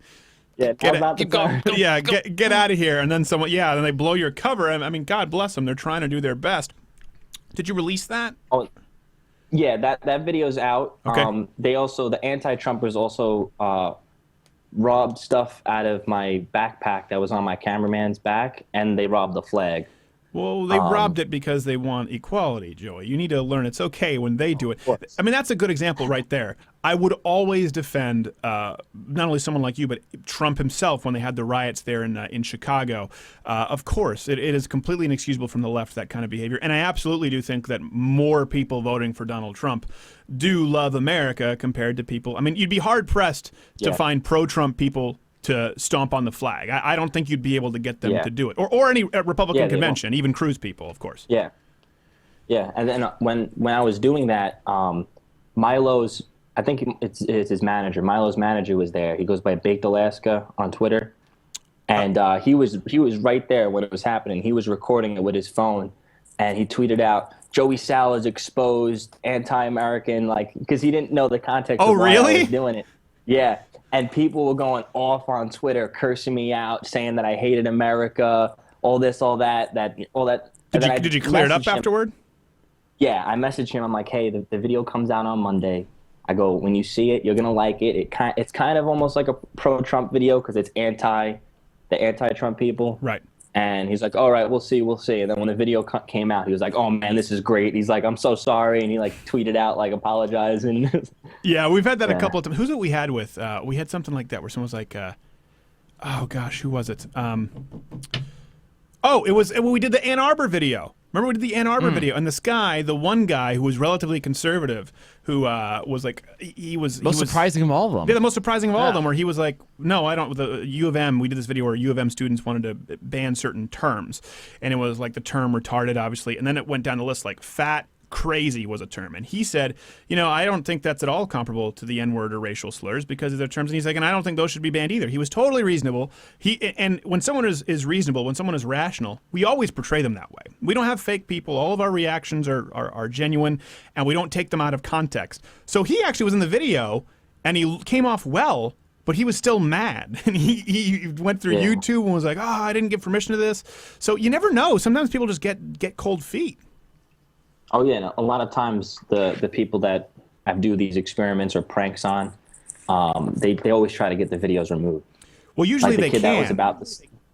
Yeah, but luckily because my channel's big, one example, the kid that was going to stomp on the American flag, his mom sent a letter. His mom sent the letter to YouTube saying that's my son in this shirt, and we want the video removed. And YouTube gave me a notice, in 5 days the video will be removed unless you remove it. So I hit up my management company, and what they do is they go to YouTube and they allow me to update the video to put a blur on his face. Right, that's what they did with us too. I think that was someone at the Feminist Festival, right? Not Gay Jared? I think that one, yeah, the Feminist, we had to do that for. Which the truth is, it Which took I place think we at a still public kept her event. in the link image. In the link image. The thumbnail. Yeah, the thumbnail. The truth is, you're allowed to. People need to understand this. You're allowed to, but then YouTube has its own different set of rules. So there's the Constitution, there's the First Amendment, and there's reasonable expectation of privacy in a public area. You're allowed to record, but then YouTube kowtows to them because they go after sponsors. All right, hold on. Joey Salads. We will Joey Salads, youtube.com/Joey Salads. Listen, you're in for a bumpy ride if you go over there. I'm not going to lie to you, but it is worth it. And hold on, I'll talk to Joey more after this. Louder with Crowder. If you tune out, you're sexist.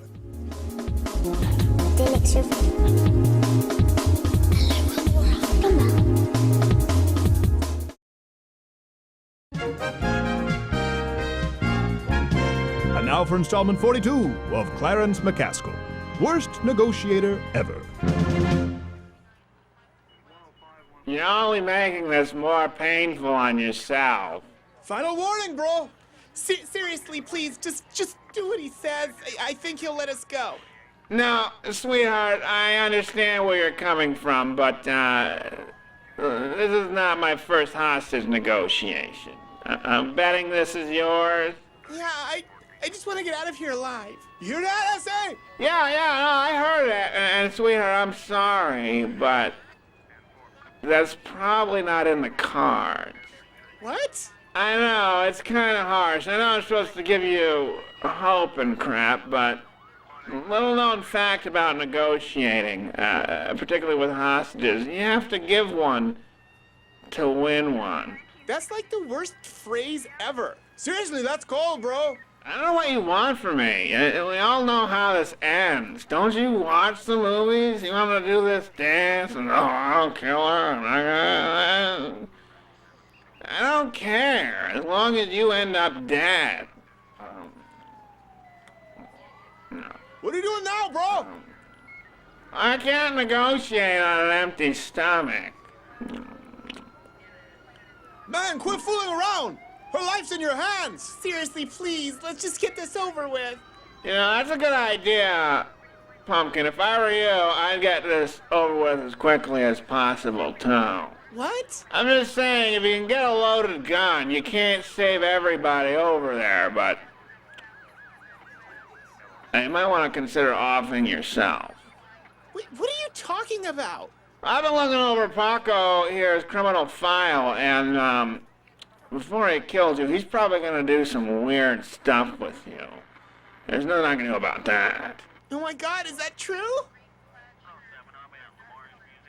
No habla inglés. Oh, Clarence. Stay tuned for the next installment of Clarence McCaskill, worst negotiator ever. When it's time to party, we will party hard.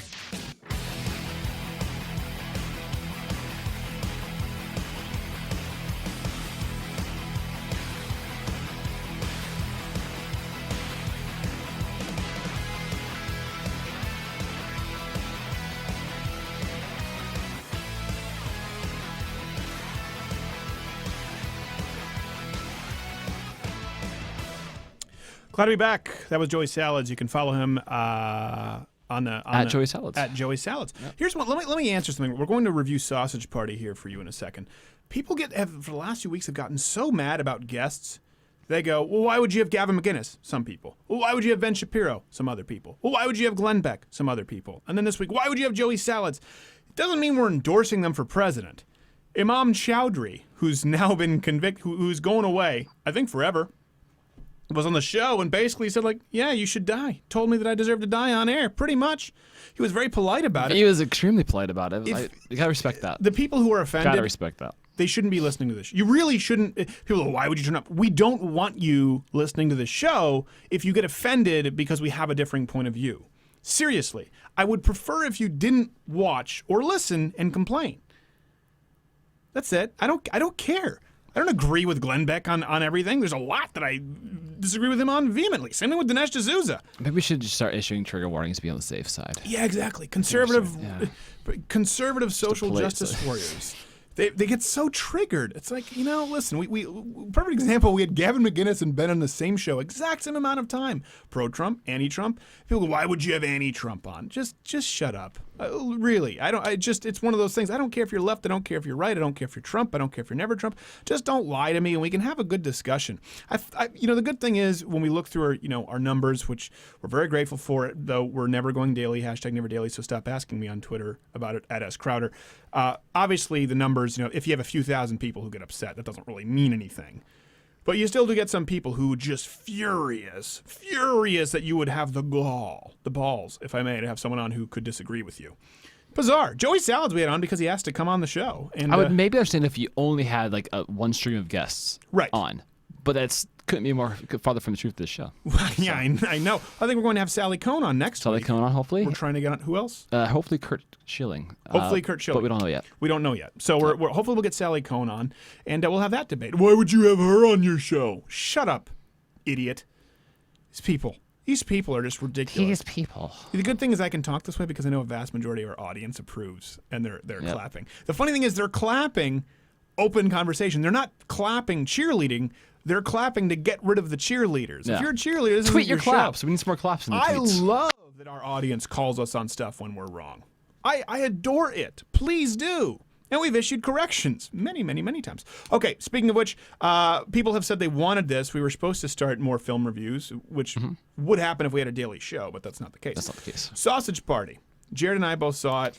Oh, here's a funny story. In the parking lot for Sausage Party. Jared knows this. I swear to God, this is true. So I had knee surgery. My knees hasn't recovered as I'd like it to. So I have this roll-on stick, kind of like Icy Hot, but it's essential oils. My wife uses it. It does feel good. It helps. So I go, listen, before we go into the movie, if I'm going to be sitting in that chair, it really starts to get sore. So I need to put this on. But I can't roll my jeans above my knee. I need to get on my knee. So I say, okay, we're going to park at the end of the parking lot where it's dark. It was a dark parking lot. At the end of the parking lot, and you guys block for me. I'm going to pull down my pants just to my knee on my left side to rub this on, this numbing sort of oil liquid. I don't know what they were doing because they had one job to do. Make sure that I wasn't caught with my pants down. End of the parking lot, very dark. You couldn't take a picture with your phone. No. It wouldn't show up. Hey, can I get a picture? And it's a fan who walks up in a parking lot with my pants down, rubbing on Deep Relief Essential Oil on my knee. And I zipped up my pants, I buttoned them, I gave Jared a dirty look, and I gave the man a picture. They're possibly listening right now. Or possibly. It was, and then we walked away and we realized my brother he has quite the hairy chest, and he had his shirt for whatever reason he was doing completely something unbuttoned. He didn't know until he walked away. So it just looked really. It looked really bad. So this was on the way into Sausage Party. We saw Sausage Party. My review is not that great. Jared, first off, it was funny. They had funny parts. Sure. It had some pretty laugh, but it's just that brand of comedy gets old after. I think they stretched it a little bit too far. Like, would have been a better half-hour cartoon. Yes, exactly. Would have been a sketch that went on too long. By the way, they use our Socialisms for Figs shirt. They use that exact same gag. God hates figs in the food aisle. We did it first. I'm not saying no one stole it. I'm just saying we're not going to stop selling that shirt once the merch store is open, but it'll never be open. Here's the thing. Everything that was funny about it, I don't have a problem with dirty humor. Obviously, I think Nick DiPaolo is one of the funniest people ever. The thing is, Nick DiPaolo is just as funny on this show when he's working blue in a nightclub or when he's providing commentary on television, right? He doesn't need it, but he does it because he likes it. For me, I start to lose tolerance when you can only be funny if it's filthy, if it's shock humor. Again, I have no problem. Jim Norton, I think, is hilarious. Bill Burr, Nick DiPaolo. These are some of my favorite comics. But Seth Rogen, my patience is wearing thin because everything is just, smoke pot and penis jokes and porno and that's everything. You're throw in a couple lesbians. You got a full. Lesbians, Christians are stupid, and I'm really Jewish and fat. I just can't do it.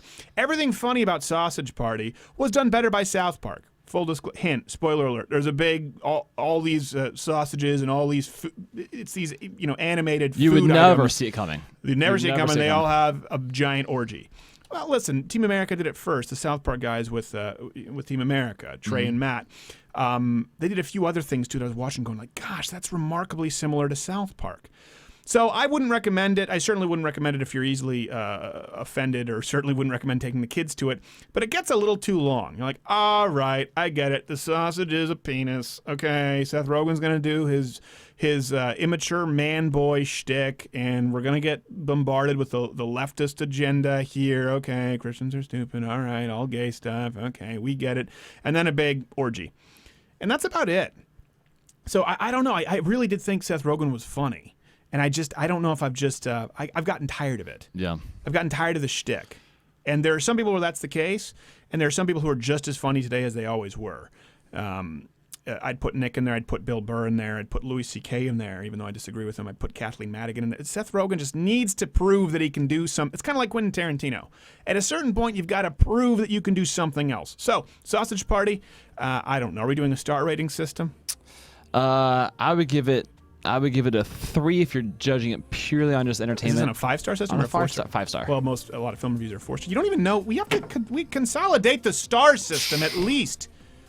It's all kind of messed up. I don't know. I don't give it a good rating, and I got caught with my pants down in the parking lot. Bad memories. We'll be back with Sooper Mexican.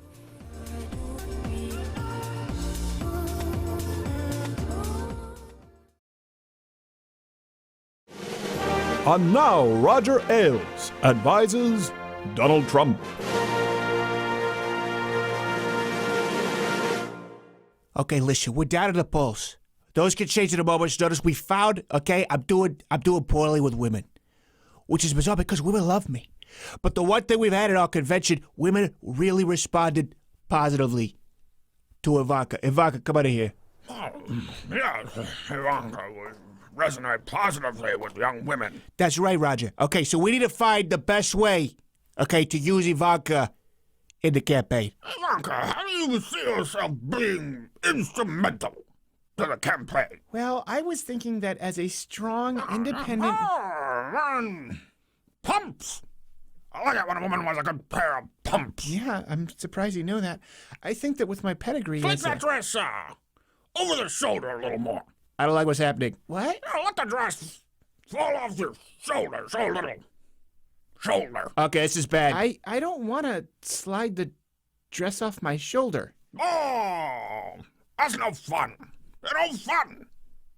People won't vote for someone who's not fun. Okay, I don't really think I, Loosen your bra. Okay, this Sweet Godman, okay? For like 5 minutes. Control it, Roger. Stay tuned for more.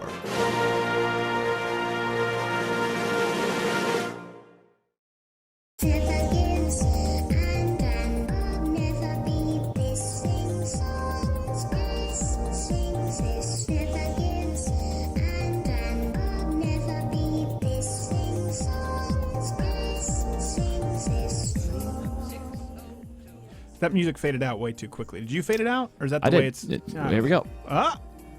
I'm feeling it. Now it's going out. Now it's gone. All right. Well, we have to bring in some more music anyway because we have our next guest. You know him. You can read his stuff at therightscoop.com. You know him on the Twitter as @Sooper SOOPER Mexican. Hit his intro, not gay, Jared. I am the singing at the party. We're all singing. We're all singing. I am singing. It's my turn to sing at the party. I just realized this intro is formidably racist. Yes. Sooper Mexican, thank you for being with us, sir. Hello, how are you doing? No, let's not. We know that that's not how you sound. Oh, we're not going to do that? No, we can't because then we're going to get letters from people who actually sound that way, and they're going to be offended. And my cousins. Yes, your cousins. What percentage are you Mexican, by the way? I will tell them, stop writing letters to Steven Crowder. He doesn't like it. He does not like it. He's not a fan. Just don't like it. No. Hey, wanted to ask you this because we're going to get into election stuff. You have that Mexican in you. Sorry for the phrasing. One thing I know you're not a big fan of Trump, but one thing I've said, I don't think if an immigration policy only affects illegal immigrants negatively, I don't think it's racist. Would we probably agree that one of our qualms with Donald Trump, probably not the fact that he has a problem with illegals? Oh yeah, I don't care. Yeah, no, I'm I was a Cruz guy, and Cruz is actually to the right of Trump on illegal immigration. So yeah. Well, I get this criticism all the time, and it's absurd. They see my name and they're like, "Oh, you're open borders." Like, no, I'm not. I want to shut down the border yesterday. Like, I'm absolutely 100% pro shutting down illegal immigration, deporting people, all of that. I just don't think this moron is going to do it.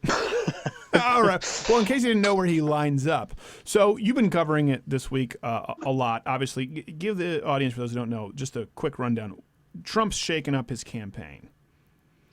Yeah, it was a big shock, I'll tell you, and probably one of the most poorly designed, recognitions of changing your campaign. It was crazy. So it was just right in the evening, like at like midnight, I think, they announced that they were going to bring on, they were going to change the leadership of the campaign. They're going to bring on Steve Bannon, who is the head of Breitbart News, which is just blows my mind. Like, what other campaign has done this? Like, had the head of a news blog basically become the heart of your campaign. It's just insane. Well, they've had just as cozy relationships, to be fair, on the left with people at ABC and NBC. It's all the incestuous media political relationship. Yeah, the difference is you don't have to pay them on that side. They Yeah, just do it freely. they just do it for free. So I do understand. I mean, people who are saying, they're fighting fire with fire at this point. If the left does it, he should too. Yeah, but it's not like anyone ever accepted Breitbart as being a competent, rational news outlet. I mean, anybody who doesn't love Breitbart, they know that they're biased. It's not, it's not even a question there. Right. But yeah, no, I see what you're saying. Well, to be fair though, I mean, when Andrew was alive, I mean, and I wrote that. I wrote there quite a bit. So I think at one point, I was one of the first writers there. I was back when it was Big Hollywood for Andrew. I had a weekly column. But I worked, directly with Andrew and Ben and some of the people who are there now. Not many people are left, but I understand where you're coming. I have to be fair here because obviously you're on a different kind of site and people go, well, he's just biased. But you're right. It is unprecedented to make this kind of a pivot. But more importantly, along with Roger Ailes. So, because I know you caught a lot of flack, right, at your site, and a lot of us did too, where they're going, Fox News is just anti-Trump because of Megyn Kelly. And I said for a long time, listen, I know people, half of them are golf buddies with Donald Trump. Just because Megyn Kelly doesn't like him doesn't mean Fox News is anti-Trump. Mm-hmm. And do you feel that there's some sort of vindication there objectively that, okay, we kind of knew that Fox was favoring Trump with the Ailes situation?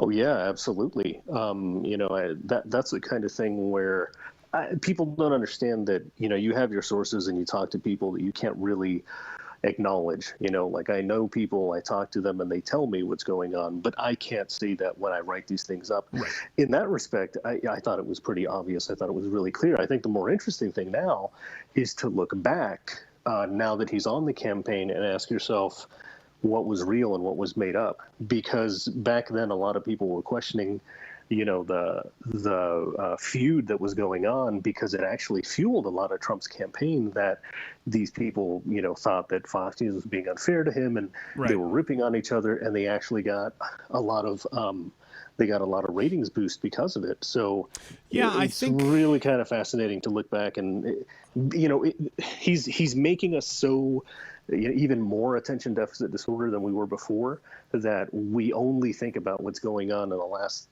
half hour. Right. But when you look back, it makes it even more fascinating to wonder, how this was all planned out. Well, I don't think there's a lot of collusion at Fox with all of the anchors. And that's why you see a pretty wide spectrum of people who are pro-Trump, against Trump. I was never told what to say when I was at Fox News, but I've said this. The things I really wanted to say sometimes were like, let's stay away from that. Right. And that happened. And there certainly was, when the Romney campaign happened, it was certainly known. Everyone thought he was the only one who had a chance. Now, I didn't hate Romney. I never hated Romney. Yeah. You know, when it came down to Romney or Santorum, I was like, well, okay, I probably Santorum because I thought he had a better chance in the Rust Belt than Romney. Doesn't mean I agree with him on a whole lot more than Romney, but I remember they made it really clear. It was known, like, okay, Fox News, this is the Romney house at this point. They never said you can't speak out against him, but it was known there was that kind of cloud, and so I would imagine that was the same case with Trump. I mean, think who else is going to be buddies with Fox News? Ted Cruz? You know, no, you know.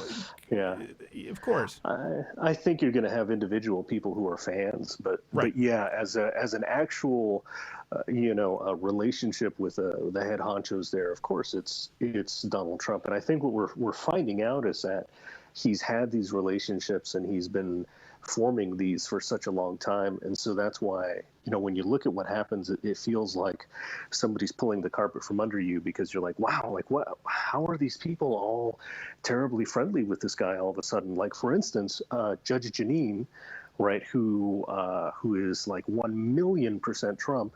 It turns out that he gave her $20,000 for her campaign a long time ago. And, we don't want to say that she was bought off, but certainly that makes you friendly to somebody, right? Right. Well, it's not even so much $20,000 as it's the relationship that represents. You don't really do that with someone you don't know. Exactly. Kind of like we just talked with Dinesh. He did that with someone who was a friend. They didn't even really know he did it. He did it because he wanted her to win. And they railroaded him for it, and he's the only person in history to have had that happen. He didn't do it because he knew it was a ton of cash. He did it because it was a friend. Okay, so the reason I want to have you on too, and we don't have a ton of time, you track polls a lot. You're good with this. You often. Do you think this is going to work for Donald Trump, regardless of where you line up or I line up? Do you think, from a strategy standpoint, this could pay dividends for Trump to shake it up and go with these people? You know what's really odd about this is that what he did is very schizophrenic, right? So it depends on whether he listens more to Kellyanne Conway, the pollster, who is the campaign manager, or if he listens to Steve Bannon. Because Bannon is very much a bomb thrower, and Kellyanne is not. She's she's a little more straight line, So I think what we saw tonight with the speech that he gave is that he's doing what he should be doing, which is staying on course, but being crazy Trump about it. So, he was attacking Hillary. He was staying on about illegal immigration. He was being right on target. He was being as bombastic and crazy as he usually is, but he was picking the right targets, not, a gold medal or a gold star family.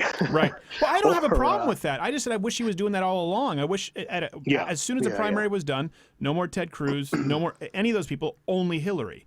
And I was saying, if you compared the tweets, Hillary has been much more vicious to Trump than the other way around, and I found that curious. Sure. Well, that's what I'm saying is that if he keeps doing what he did tonight, I think he's going to have a chance. But wow, does he have a uphill battle? I mean, he is so down in the polls. I am shocked that the RNC hasn't kicked him out already, because it is just a bloodbath right now. And all the people coming out and pitching that skewed poll nonsense, it's absurd. I mean, it's just ridiculous. They did it with Romney too, and there were a lot of people who thought Romney was going to win, including Dana Perino, who talked about it because it was the polls are rigged. And I remember back then going, I don't think you're doing yourself any favors by lying here. Yeah, but that was close. I mean, it was within a couple of points. Here you're talking about 10 points, and you're talking about, a bunch of different polls all over the country. It's absolutely absurd, but that's the kind of fantasy that they're pitching over at Breitbart.com now. Like you said, back then it was a little different. I think they were a little more respected and a little more, reasonable. But so yeah, I think if he stays on course, he's got a chance, but it's still a real uphill battle. It is an uphill battle. I mean, every swing state, I think, except for Florida, no one has ever been this far behind and come back to win the ones that I've seen. And the scary one is North Carolina. That's the scary one, because he's down by a lot last poll I checked, and Democrats have only gotten that, 2 times in the last 26 years? It's been very few. Is that right? Yeah. It's something really outlandish, and he was down by certainly it wasn't even as close as Florida by which he's up. Super. We have to go, but thank you for the analysis. Where's the best place for people to find you, brother? And you can find me at SooperMexican.com and also at The Right Scoop. and on Twitter. It's the best place to. Yeah, that was such a half-hearted Mexican son. You can find me all right. I'm not going to keep going with this. What, you're rushing me out the door, man. I don't know what's going on over here. Well, because we didn't have this, so we have Chad with AIDS coming up because he got a very nice letter from someone who was inspired by him, and we wanted to give him the floor. So and he has AIDS, so he has the AIDS. Kind of obligated so to. At Sooper Mexican, the floor. All right. Right. We'll have you back. Get your setup there, good sir. At Sooper Mexican, and thank you very much. We will. Well, after this, we're going to take a break. I'll talk about Larry Wilmore and cries of racism. Did I do that right? Do I have a job? Nailed it.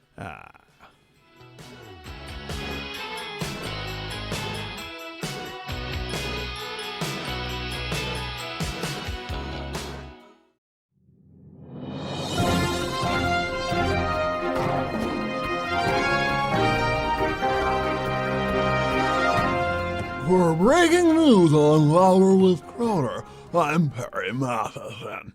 It was announced this week that Larry Wilmore and his nightly program on Comedy Central has been canceled due to low ratings. We take you now to exclusive footage to his farewell finale. Racism. Right? Because racism.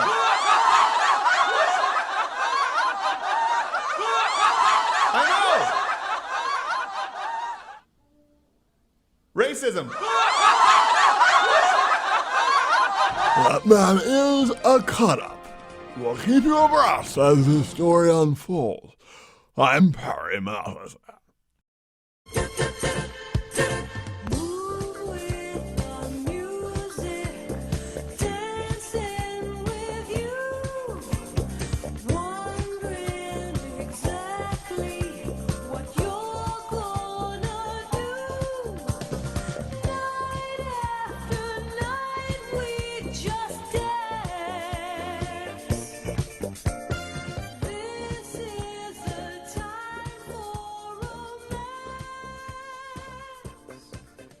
Glad to be back. That was, by the way, that was the Fox. That was the Fox. People going, what is this? That was from Hot City, H-O-T-T City.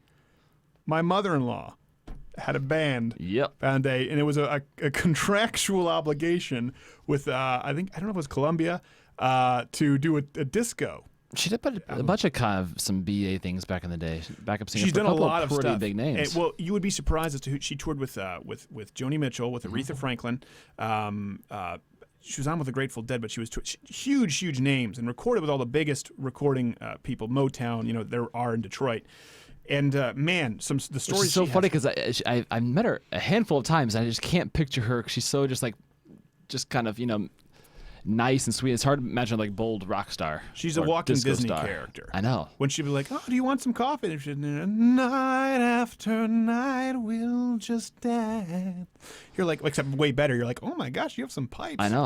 I can't picture coming out of her. And she can really do some soul stuff. So, anyways, that's what we got done on there. If you approve, you can tweet us at @SCrowder. It's bizarre. I know people are thinking like, "Well, that was a weird change of I'm all pace about it for a bump." So, Larry Wilmore's show got canceled at Comedy Central.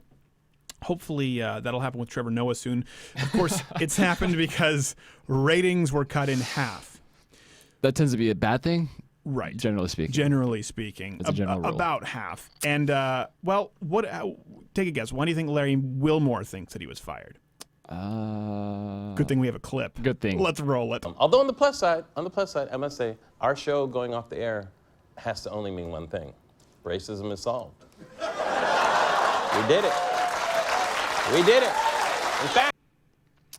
So, here's the deal. Is he just joking? Possibly. Right? Possibly he's just joking. I have something else I wanted to bring up here, but I don't have it up on my screen. Yeah, but the joke doesn't make sense. It's like the opposite of opposite sarcasm. Mm-hmm. It only means one thing: racism is solved. Because clearly racism hasn't been solved because you're taken off the air. So the only way you're making a joke is that clearly you're being taken off the air because of race. It's not a good joke. I think you would be the first to say that it isn't a good joke. Maybe if they had some better writers, their ratings wouldn't be so in the pits. Maybe his ratings wouldn't be so in the pits. He talked about the unblackification. Where is it? I don't have it here. The deblackification. Oh, yeah, the unblackening. I have it right here up on my screen. I've got it highlighted. He said, I guess I hadn't counted on the unblackening happening to my time slot as well. So let me kind of give you a timeline here, okay, with Larry Will. And you're going to see the same thing happen with Trevor Noah. Trevor Noah, South African, who comes over here to lecture Americans on racism. Wrap your noggin around that and gun one. Control and other issues. Yeah, of course, because it's worked out so well for where he comes from. That's why he's fled that country to come here for opportunity. So Larry Wilmore takes a show, takes a slot, just kills it, just beats it into the ground, is far left, is a total propagandist, was never even that good on the Daily Show to begin with. I think he can be clever. The show wasn't very funny, and it just became beating the same old drum about racism. Republicans are stupid. Racism. Let's do the math here. People say, are you just bitching about them? No, we don't just bitch about the media. That's why we create media. That's why we do what we do, so you have some kind of an alternative, and we're very grateful that as many people pay attention as they do. I know it could all go away tomorrow. We're incredibly grateful. But Kimmel, Fallon, Conan, Wilmore, Trevor Noah, Amy Schumer, every single one. And I don't mean every single one is probably liberal. I mean every single one has been on a political platform to push a candidate or a specific leftist legislative policy at some point. Amy Schumer with gun control. Conan O'Brien pushing gun control. I mean, these people, either they're at a Clinton rally or they're at a Bernie rally or Larry Wilmore. So he destroys the ratings by constantly beating the same drum of racism. It's social justice warrior comedy. Racism. And every now and then they say, hey, we're becoming too politically correct. It's because of them. The ratings, which I'm sure they would have had meetings with him saying, hey, you need to change it up. Refuse to. The ratings are cut in half. They finally fire him, and he says, racism. Oh, my God. It's gotten to the point where, I mean, listen, maybe you're just not that funny. Maybe the reason that Richard Pryor was loved, maybe the reason that Eddie Murphy was loved, maybe the reason that Dave Chappelle was loved, maybe the reason that Key and Peele did really well, maybe the reason that Chris Rock did is because they're funny and you just suck. Maybe you're not funny. Maybe it's not because you're black. By the way, this guy, he doesn't even look, he looks like Dana Carvey in Master of Disguise doing the Turtles Club. You compare him to Richard Pryor? Come on. Barely passes the sandpaper test. We have one more clip from him. We do have one more clip, and here's why. Just so you know the spirit of it, this is not a guy who kind of is left. He decided to sign off on his show. Now he's tipped his hand, so you know all along where he lined up.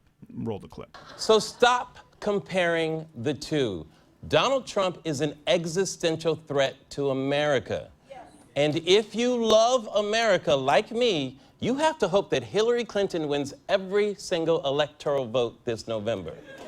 So there you go. Let me just say. There you go. I also love how the second he says, yes. Is this a comedy show or is this church? Yes. Yes. Preach. So what he just said is if you love America like me, meaning if you don't love America, you'll vote Trump, you have to hope that Hillary Clinton wins every single electoral vote.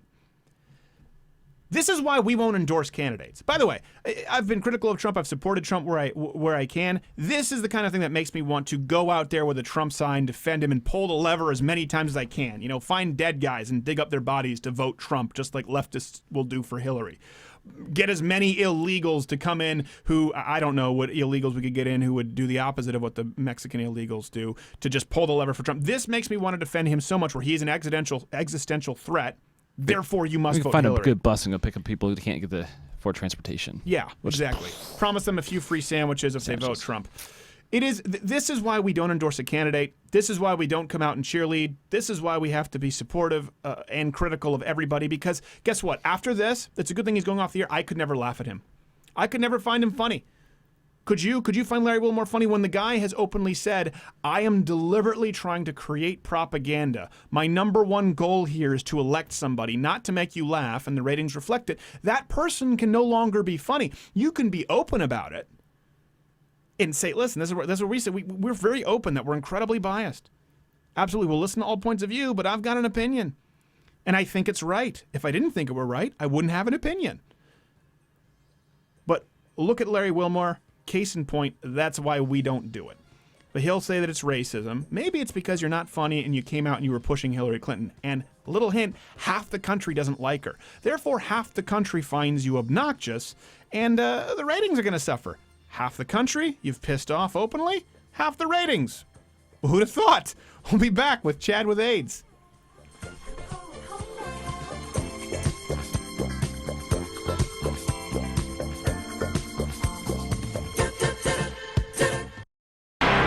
This week in feminism.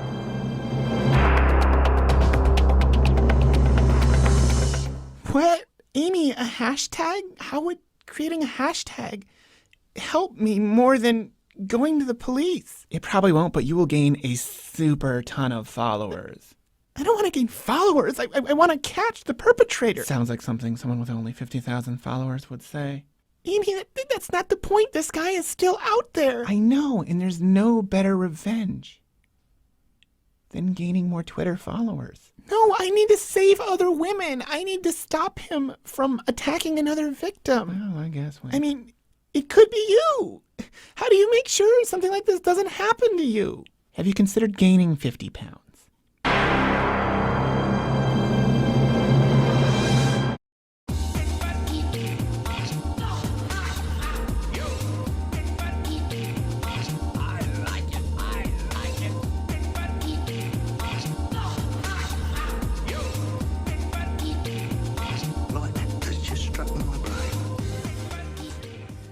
All right, we will bring up our guest after, but I have to bring this up. This is on screen from our wonderful sponsors at AR15.com.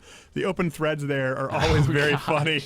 Someone took Larry Wilmore and put him next to Dana Carvey from the Turtle Club. Look at this. Look at this, Jared. Was I not correct? Bring that up. Bring that up. All right, come on. Come on now. Oh, gosh. That called it. Am I not turtly enough for the Turtles Club? Horrible film. Absolutely terrible motion picture. Terrible.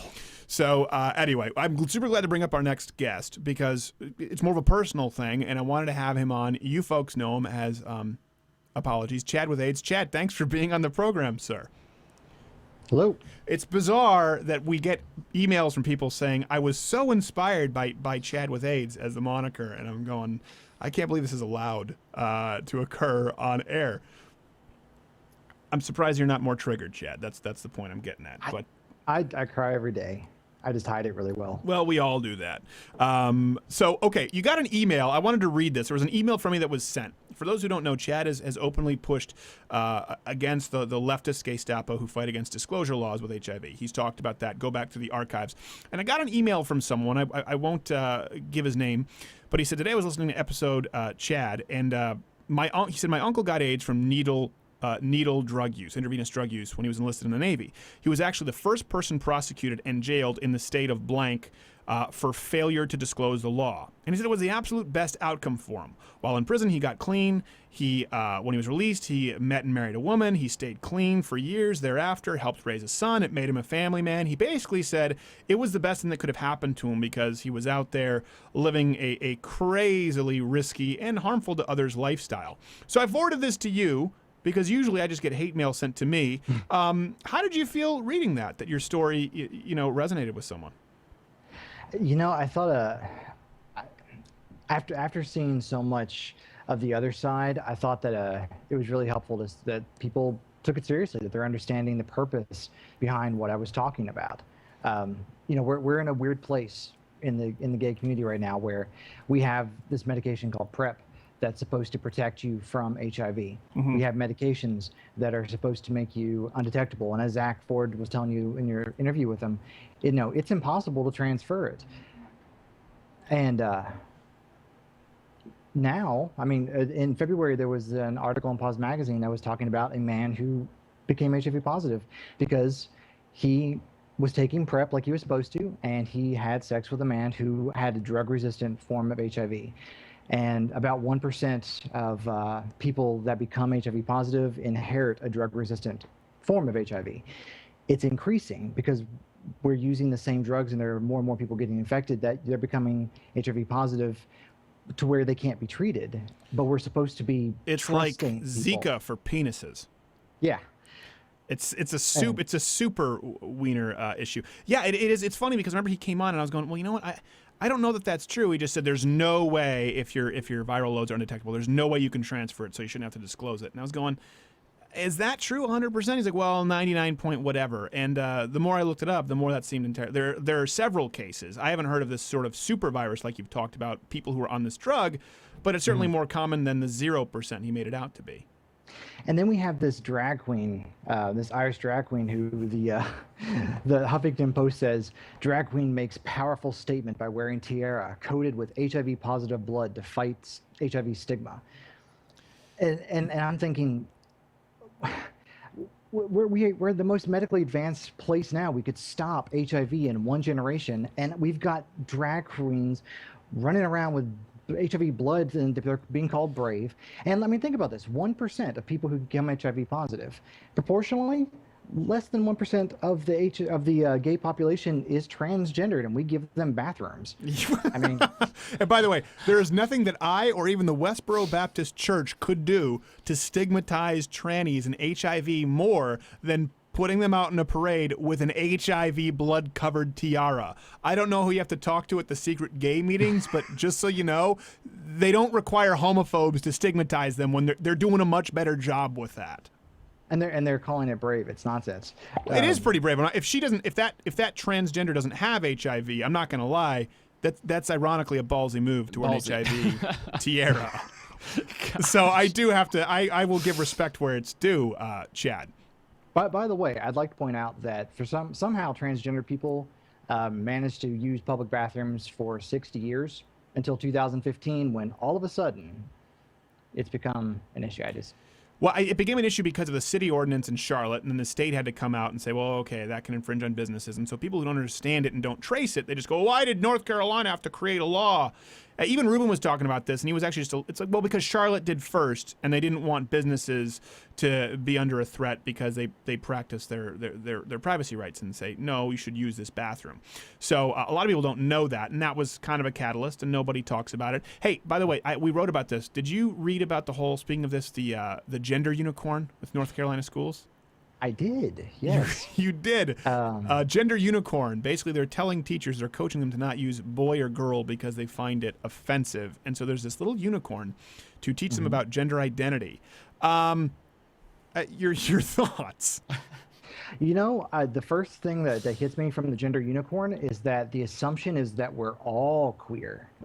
It's a purple unicorn thinking of a rainbow, and the idea is it breaks down gender identity, gender expression, sex assigned to birth, physical attracted to, and emotionally attracted to. So you can be both now, I guess. Right. And they list male, female, and other. Right. So. Well, there's so much now, whether it's Dragon Lady, whether it's the 5-year-old, whether it's, HuffPo said things you should never say to a non-gender binary person. For those who don't know, that means they could be gay, they could be straight, they could be a woman, they could be a man on any given day, just depending on how they feel. That for people who that's an actual thing. That's front page at, well, formerly Gawker, HuffPo, Salon. People need to understand this isn't some fringe thing. They go, well, liberals hate social justice warriors. This is mainstream liberalism. This is people who would be in Hillary's cabinet. And I'm kind of confused now because I've always identified as a purple unicorn. Yeah.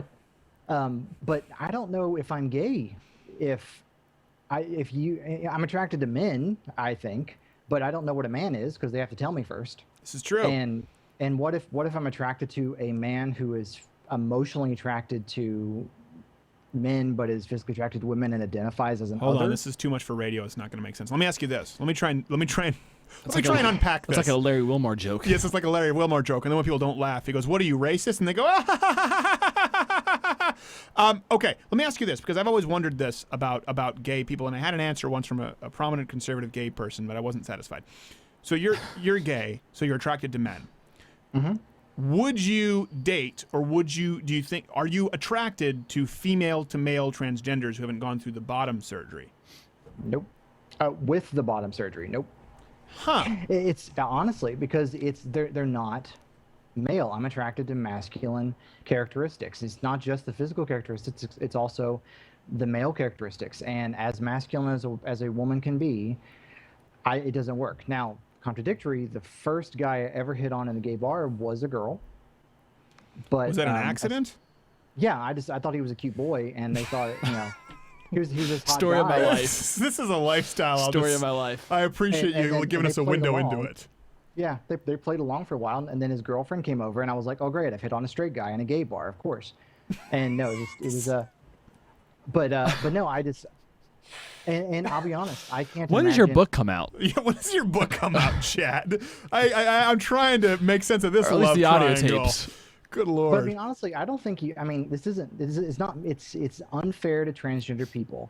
But I don't think a straight man should be expected to be attracted to a man who becomes female, no matter how well that person passes their body is still male to resemble female. And I think that it's perfectly acceptable for a straight man to say no. I don't think a single gay man that I know would be comfortable with dating a woman who now resembles a man. Well, that's more common, but I did have a prominent gay conservative tell me, and it's, by the way, people are going to say, it's not Milo. So people are just trying to read through the lines. It's not Milo. So I don't want people to say There's only that. like 3 of us. No, there are more than you would expect. Bruce or Milo. Well, maybe a lesbian. Could be gay or lesbian. Who knows? Could be bi. But when I said, hey, you're attracted to people of the same sex, let's use lesbian for example. I said, so if you're like attracted to women, I remember asking this question. I was much younger. I was like 22. I said, so you're attracted to the feminine form, the beautiful form, the curves, femininity. Yes. I said, so why do you date tomboys who buy plaid shirts at Orvis? And this person said, well, once you break down the sexual norms that are expected, you're free to love whoever you want.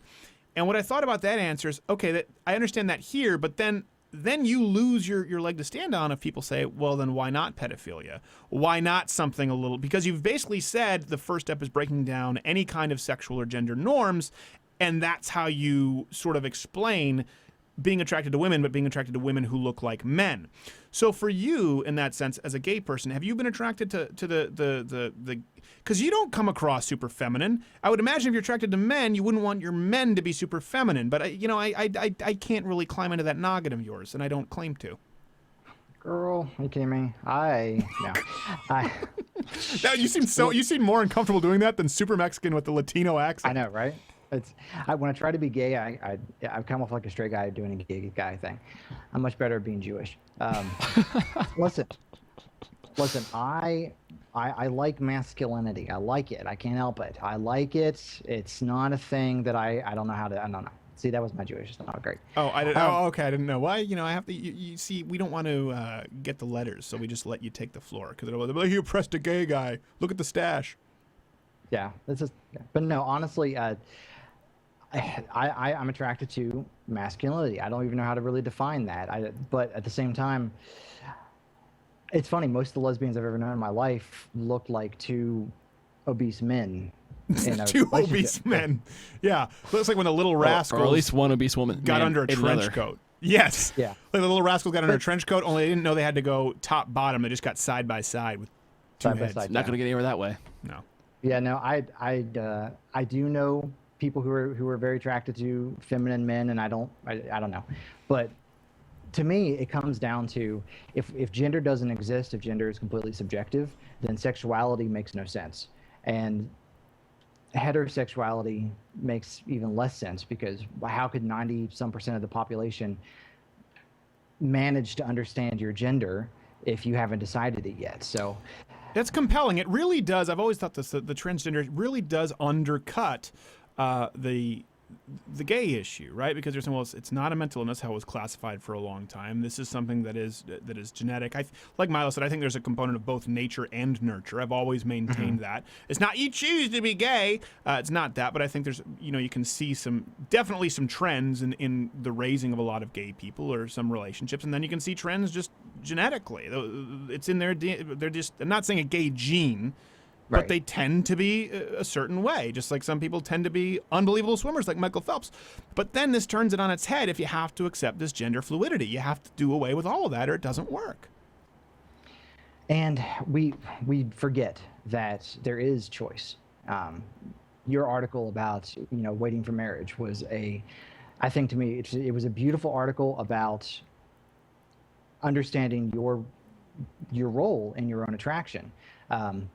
Certainly you were naturally attracted to women, but you chose how you understood that. Yeah. I think that this idea that there have always just been gay people exactly the way we understand gay people now doesn't necessarily make sense. There have been lots of periods of time where homosexuality was more or less socially acceptable. It seems to follow a lot of richer and more luxurious I hate to boot you. We have to let you go. We'll get your handle here after the break. Chad, thank you so much. And you're doing a lot of good stuff, inspiring a lot of people who may not fit the mold. And I get emails all the time. We really appreciate it. We'll stay tuned. We'll wrap this up with a nice straight bow. Straight bow. We have to.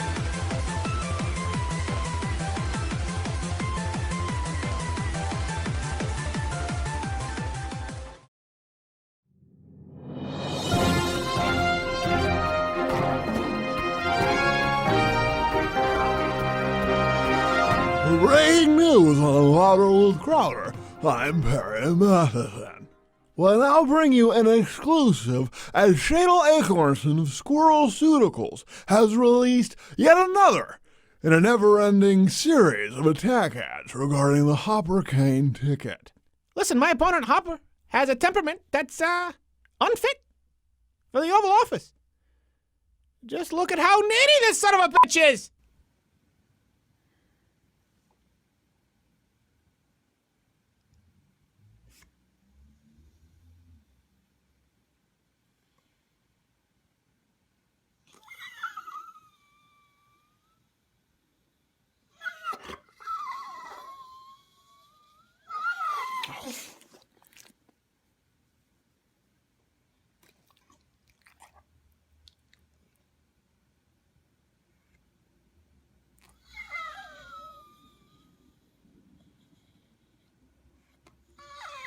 Look at him! Look at him! Look how needy he is! Look at that! Attention! All the time! Tell you what, that dog is desperate. And desperate dogs do dangerous things. Do you want a desperate dog willing to do dangerous things merely for pets? As your president? I think not. Truer words were never spoken. We'll keep you abreast as the story unfolds. For Louder with Crowder, I'm Perry Matheson.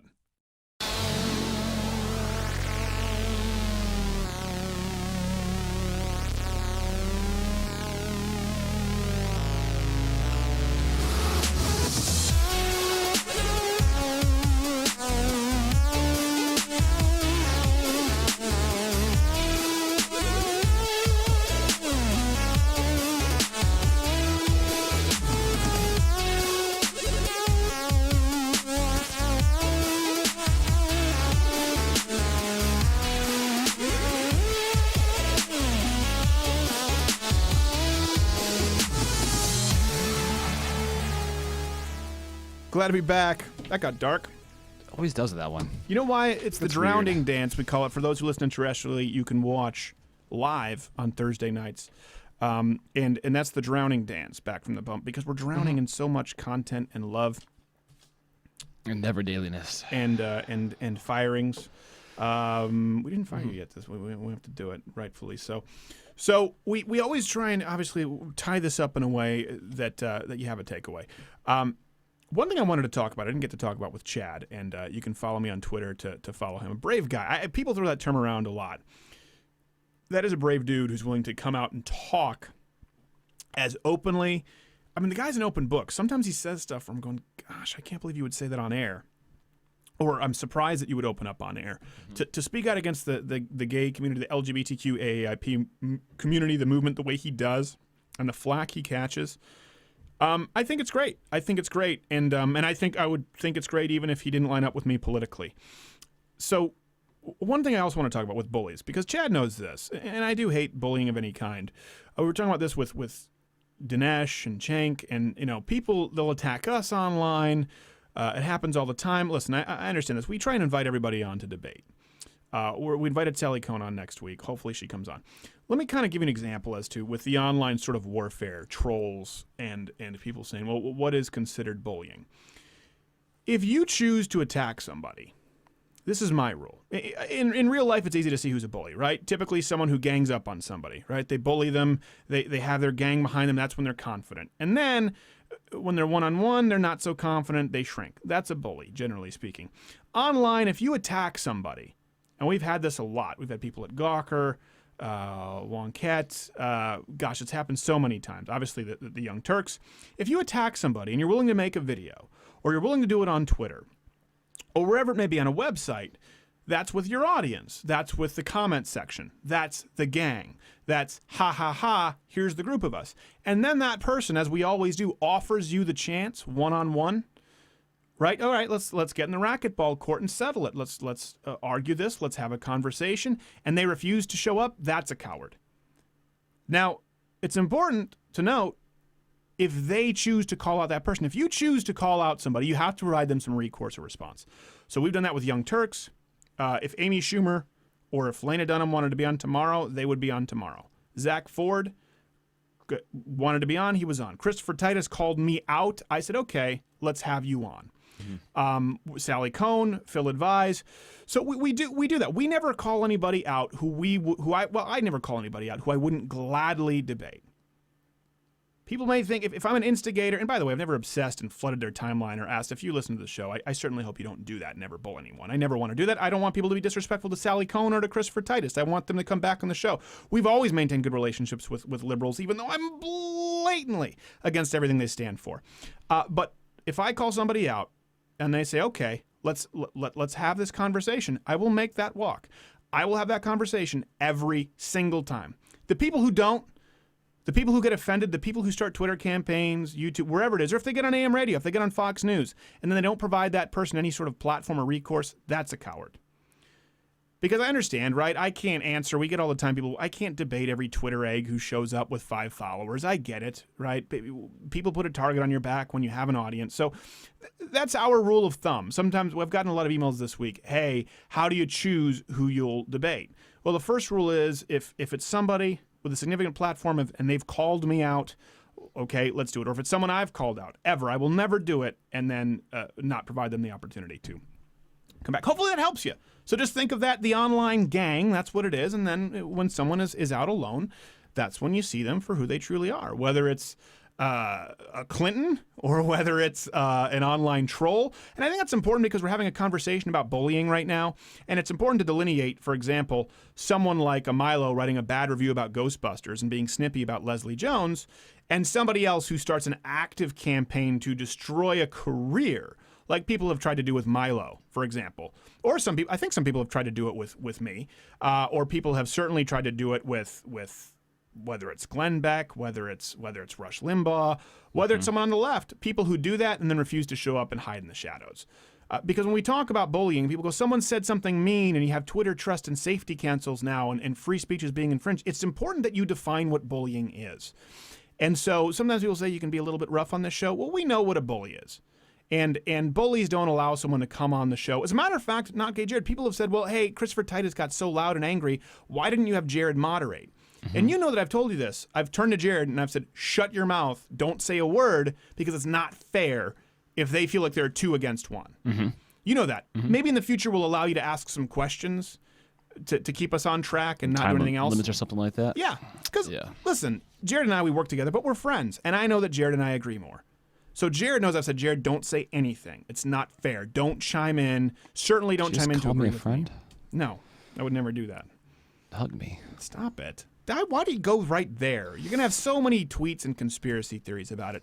Again, the same point is with racism right now, with the outrage. With Larry Wilmore, he was fired because of racism.